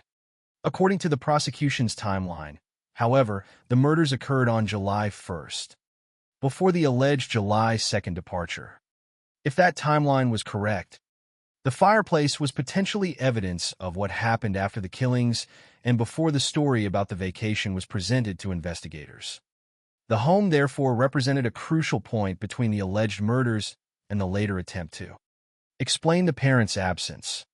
Investigators did not have to rely solely on Chandler's account to determine that something had happened there. The physical evidence provided an independent reason to examine the house closely. The human bone fragments were especially significant because they were not consistent with the idea that Bart and Krista had simply left the property for a holiday weekend. Their presence suggested that the residence was connected to the aftermath of the deaths. The evidence also demonstrated the difficulty of completely eliminating physical traces. Whoever attempted to burn remains inside the fireplace had not succeeded in destroying every fragment. More than 200 pieces remained for investigators to recover and examine. In that sense, the fireplace became a place where the effort to conceal evidence produced evidence of its own. The attempted destruction did not erase the event.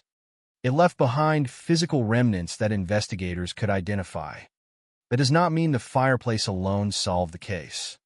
The investigation still depended on other evidence, including the locations where the victims' remains were found and information about Chandler's movements. Data from the phone and Snapchat activity of Chandler's girlfriend, Catherine Mellender, helped investigators examine his movements during the period when his parents were supposedly away. Those digital records gave investigators another method of comparing Chandler's account with the circumstances they were reconstructing. The more evidence accumulated, the more the original story had to be tested against reality. Chandler had described his parents as leaving on July 2nd. Investigators had discovered that Bart had been shot and dismembered. They had found portions of Krista's remains at other locations. They had discovered more than 200 human bone fragments in the family fireplace.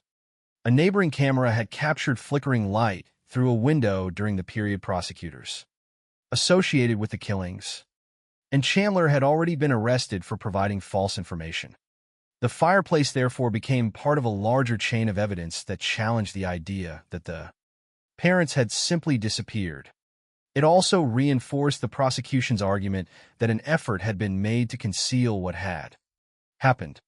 The significance of the fireplace extended beyond its forensic value.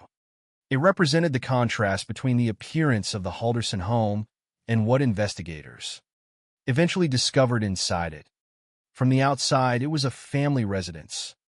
Inside, according to the evidence, human remains had been burned. The place that should have represented safety and family life had become one of the locations investigators examined for traces of a violent crime. For Bart and Krista, the significance was even more profound. Their home was not merely where they had lived. It became one of the places where investigators searched for answers about their deaths. The fireplace evidence could not tell the entire story. It could not reveal every action that had taken place or provide a complete account of the killings. But it preserved something that an attempt to destroy evidence had failed to erase. More than 200 fragments remained. Those fragments became evidence. They helped establish that the family home was connected to the handling of human remains, and they became part of the cumulative case that prosecutors presented against Chandler. The Halderson investigation would ultimately depend on many such pieces. Some came from physical locations. Others came from digital records. Some came from statements that could be tested against independent evidence. None should be exaggerated beyond what it could prove. But together, they created a picture that was fundamentally different from the one Chandler had initially described. The parents had not simply left for a holiday. They had been killed. Their remains had been moved and concealed. And within the home they had shared with their son, investigators found evidence that human remains had been subjected to fire. The fireplace did not speak. It did not explain who had placed the remains there or why. But it left behind physical evidence that investigators could examine, document, and present in court. In a case built largely through circumstantial evidence, those fragments became another link in the chain. And as investigators continued following that chain, Another source of information would become important: a neighboring security camera, quietly recording the exterior of the Halderson home during the period when, according to prosecutors, everything had already changed inside. As investigators continued reconstructing what happened to Bart and Krista Halderson, the physical evidence inside and around the family home was only part of the picture. The remains, the fireplace, and the locations where portions of the victims were discovered established that something terrible had happened, but they did not provide a complete timeline. Investigators still needed to understand Chandler Halderson's movements during the period when his parents were supposedly away. This was where digital evidence became increasingly important. Among the information examined by investigators was phone and Snapchat data associated with Chandler's girlfriend, Catherine Mellender. The digital records provided another way to compare Chandler's account with what could be established independently about his activities. In a case without an eyewitness to the killings and without a confession from the accused, such information could become particularly significant. A person can describe events one way, but electronic records may preserve another version of where that person was and when certain activity occurred. That does not mean that digital evidence automatically proves a murder. It means that it can help investigators test a person's narrative against information that was not created specifically for the investigation. Chandler's story had already become increasingly difficult to reconcile with the evidence. He had said that his parents left on July 2nd for a 4th of July trip to northern Wisconsin. Investigators had learned that Krista was expected to work that day and that her co-workers had not been told she would be away. They also encountered problems with the information Chandler supplied about the couple he said had traveled with his parents. Then Bart's remains were discovered. He had been shot and his body dismembered. Portions of Krista's remains were subsequently recovered at different locations in Dane County. More than 200 fragments of human bone were found inside the family fireplace. A neighboring security camera recorded flickering light through a window of the residence during the period prosecutors associated with the killings. Each discovery placed another strain on the original explanation. The digital evidence added another dimension: movement. Investigators could examine information that helped determine where Chandler had been during the period in which Bart and Krista were supposedly on vacation. The significance of this evidence was not simply that it existed. It was that it could be compared with Chandler's statements. If Chandler said he was somewhere at a particular time, investigators could examine available digital information and determine whether the broader pattern supported or contradicted what he had said. This process is central to many investigations, but it was especially important here because the case depended heavily on reconstruction. Chandler did not testify at trial, and there was no direct eyewitness account of him killing his parents. The prosecution, therefore, had to build its case through circumstances that, taken together, could establish responsibility. Digital records could help establish those circumstances. Catherine Mellender's connection to the case was significant because information from her phone and Snapchat activity helped investigators understand Chandler's movements. The records did not simply tell a story in isolation. They provided timestamps and information that could be considered alongside other evidence.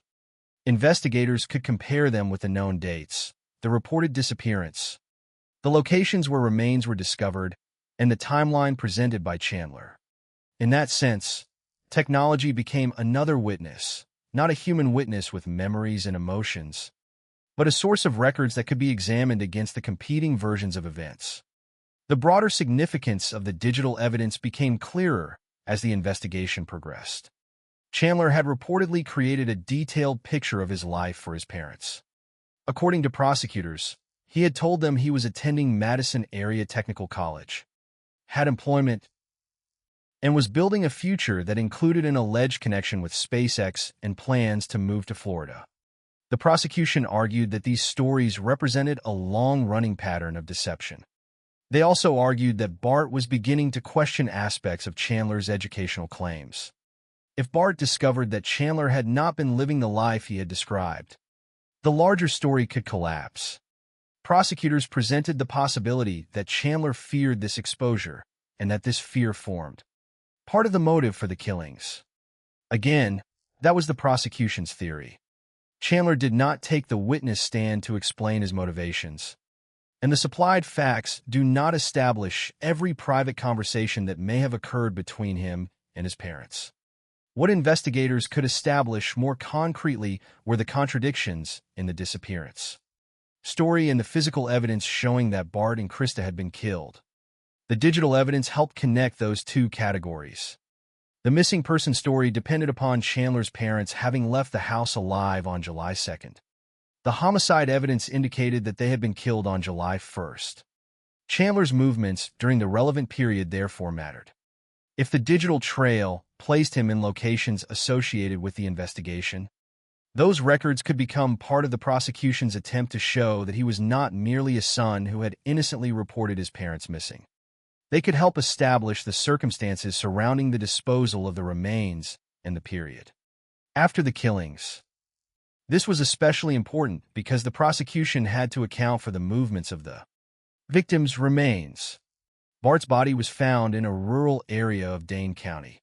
Krista's remains were recovered from other locations. The family fireplace contained human bone fragments. The prosecution argued that Chandler had participated in moving and concealing the remains. Digital evidence could help place him in relation to these activities, although the records had to be interpreted alongside the other evidence rather than treated as proof by themselves. The investigation was therefore becoming a process of cross-checking. Chandler provided a story. Physical evidence provided another set of facts. Digital information supplied additional information about movements. Investigators compared the three. Whenever they did not align, the discrepancy became significant. This method gradually undermined the original explanation. The supposed vacation had no reliable foundation. The parents had not returned because they were dead. Their deaths were connected to the period before the alleged departure. And Chandler, who had reported them missing, had provided information that investigators determined was false. The digital trail became important not because it produced a dramatic revelation in a single moment, but because it helped make the timeline more precise. In a homicide investigation, timing can be decisive. Knowing where someone was can eliminate certain explanations and support others.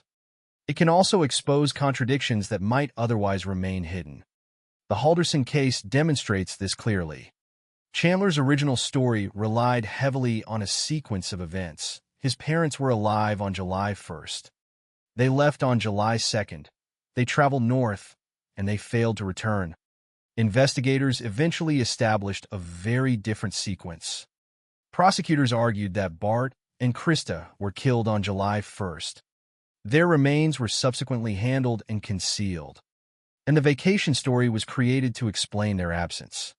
Digital evidence helped investigators examine the period between those events and determine whether Chandler's movements were consistent with his account. The investigation also had to consider the fact that some of the digital evidence came from Chandler's girlfriend rather than directly from Chandler's own device. That distinction mattered because investigators were reconstructing events from records created during ordinary life rather than from a system designed to document a crime. The evidence had to be interpreted carefully.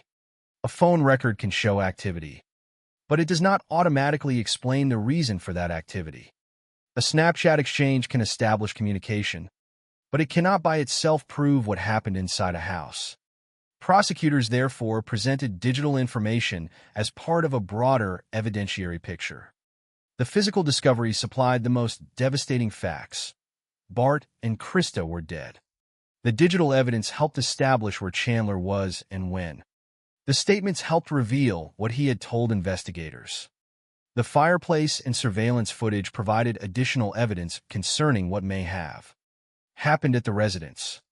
And the long history of deception formed the background for the prosecution's proposed motive. By the time the case moved toward trial, the story Chandler had initially presented had effectively collapsed. The parents were not away on vacation. The supposed companions could not provide the confirmation investigators needed.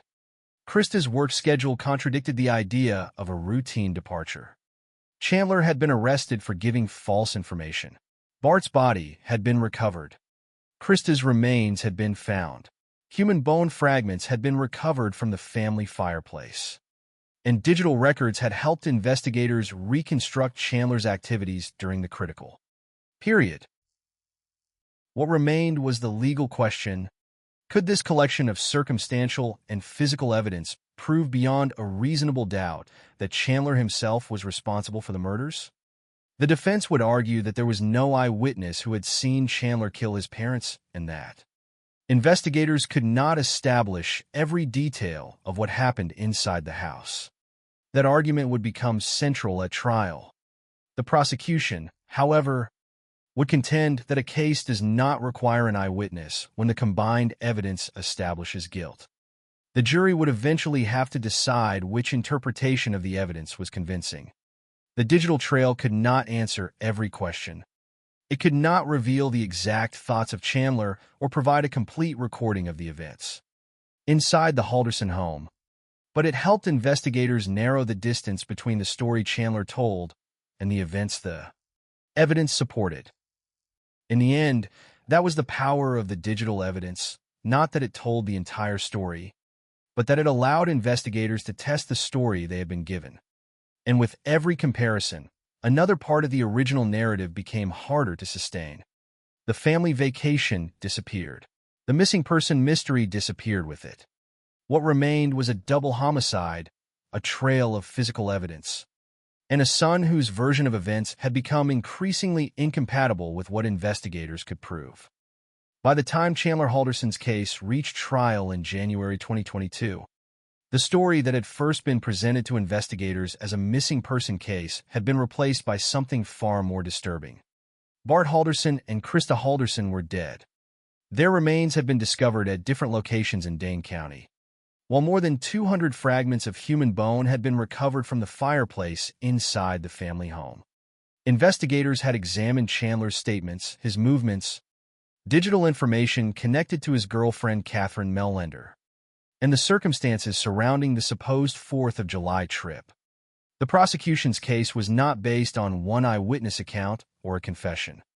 Instead, it relied on a large collection of physical, digital, and circumstantial evidence that prosecutors argued pointed toward Chandler as the person responsible for his parents' deaths. The trial, therefore, became a question of whether that collection of evidence was sufficient to establish guilt beyond a reasonable doubt.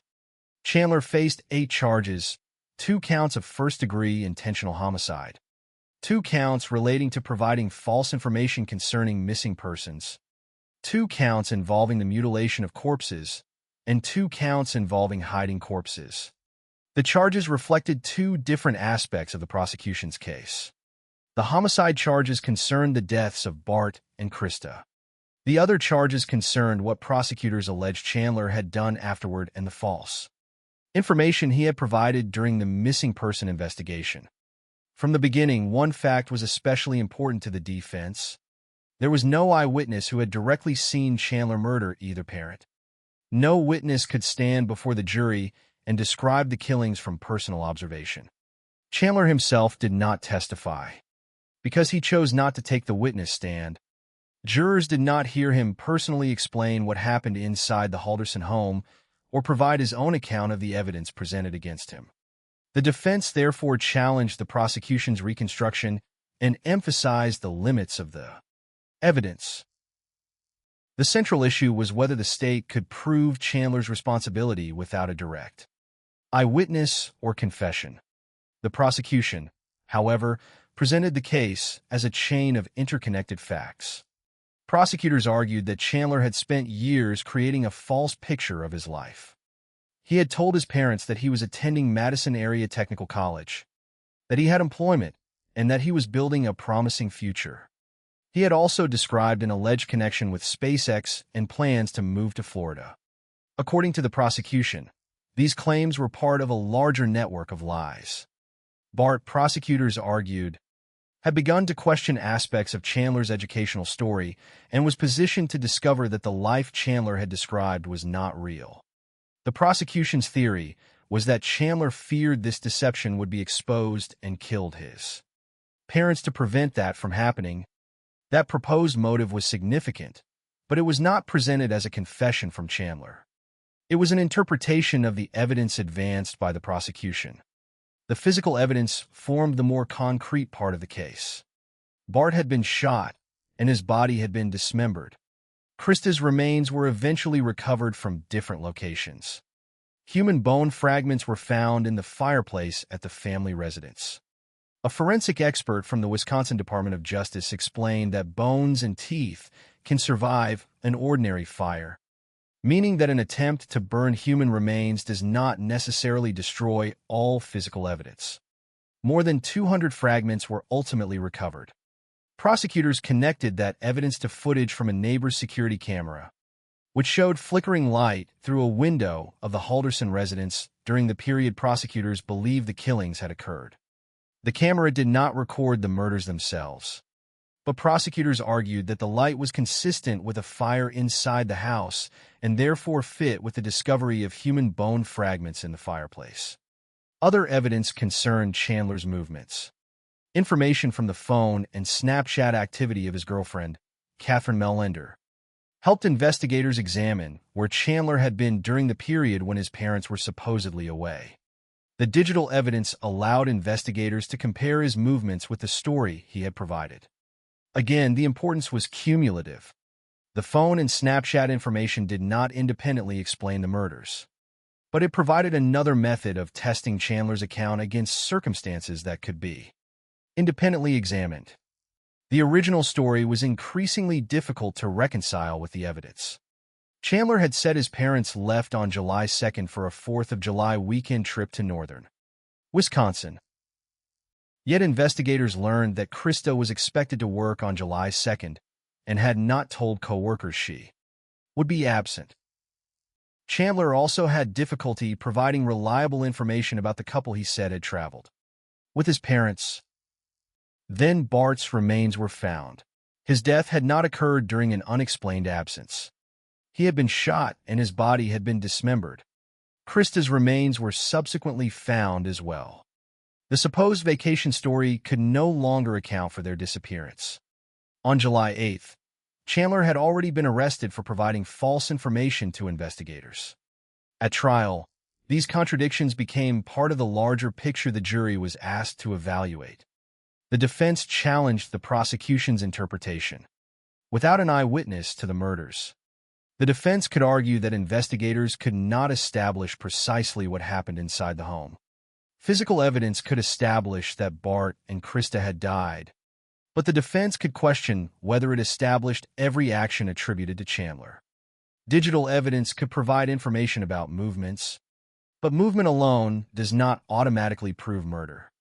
The fireplace contained human bone fragments, but the presence of those fragments did not, by itself, identify who placed them there. The prosecution, therefore, had to persuade the jury that the evidence was not a collection of unrelated facts, but a coherent sequence pointing to Chandler's responsibility. After hearing the evidence, the jury reached its decision.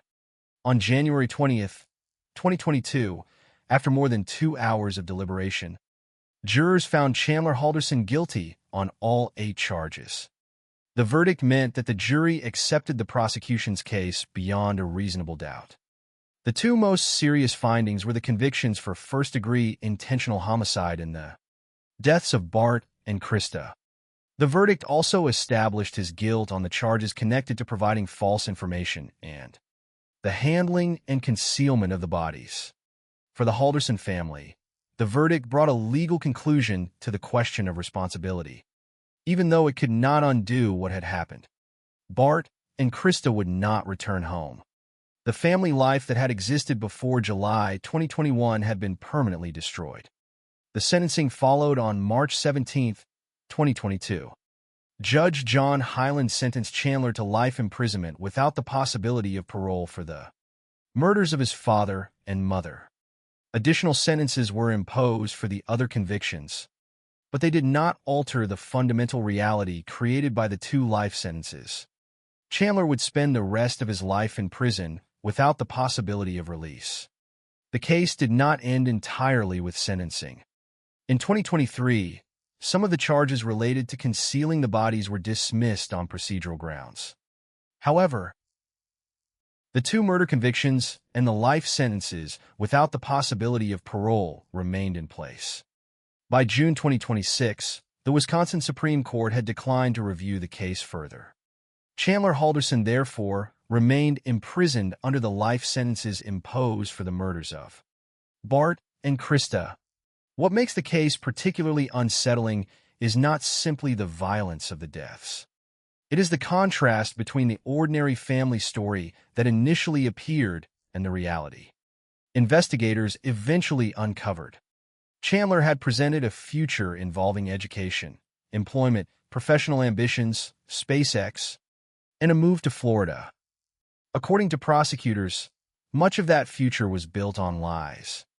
Then, when Bart and Krista disappeared, another story appeared: a holiday trip to northern Wisconsin.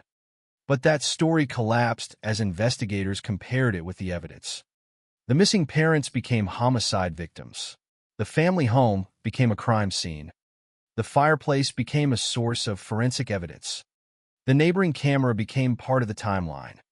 Digital records helped investigators examine Chandler's movements. And the inconsistencies in his statements became part of the prosecution's case. The most important lesson from the investigation is perhaps how little a false story can withstand once it is confronted with independent evidence. Chandler could describe where his parents supposedly went, but their remains told investigators otherwise. He could provide an explanation for their absence, but the physical evidence contradicted it. He could construct a narrative about his own future, but investigators could compare that narrative with records and reality. Piece by piece, the version of events he had provided lost its credibility. Yet the victims should remain at the center of the story. Bart Halderson and Krista Halderson were not simply names in a criminal case. They were parents whose lives ended violently inside the circumstances of a family tragedy. The evidence presented at trial focused on how they died and how their remains were concealed. But behind every piece of forensic evidence was the reality of 2 people who should have been preparing for an ordinary holiday weekend rather than becoming the victims of a double homicide. The final legal conclusion was unequivocal. Chandler Halderson was convicted of killing both parents, and he received 2 life sentences without the possibility of parole. The false stories that had once concealed the truth ultimately became part of the evidence used to expose it. The disappearance that initially seemed to require an explanation became a homicide investigation. The investigation became a trial, and the trial became a conviction that remains in force. By June 2026, the legal system had reached its current endpoint. Chandler Halderson remained in prison for the intentional murders of Bart and Krista Halderson, while the evidence of the case continued to illustrate how a family's hidden conflicts, deception, and unanswered questions can eventually become visible through the patient reconstruction of investigators and the scrutiny of a courtroom.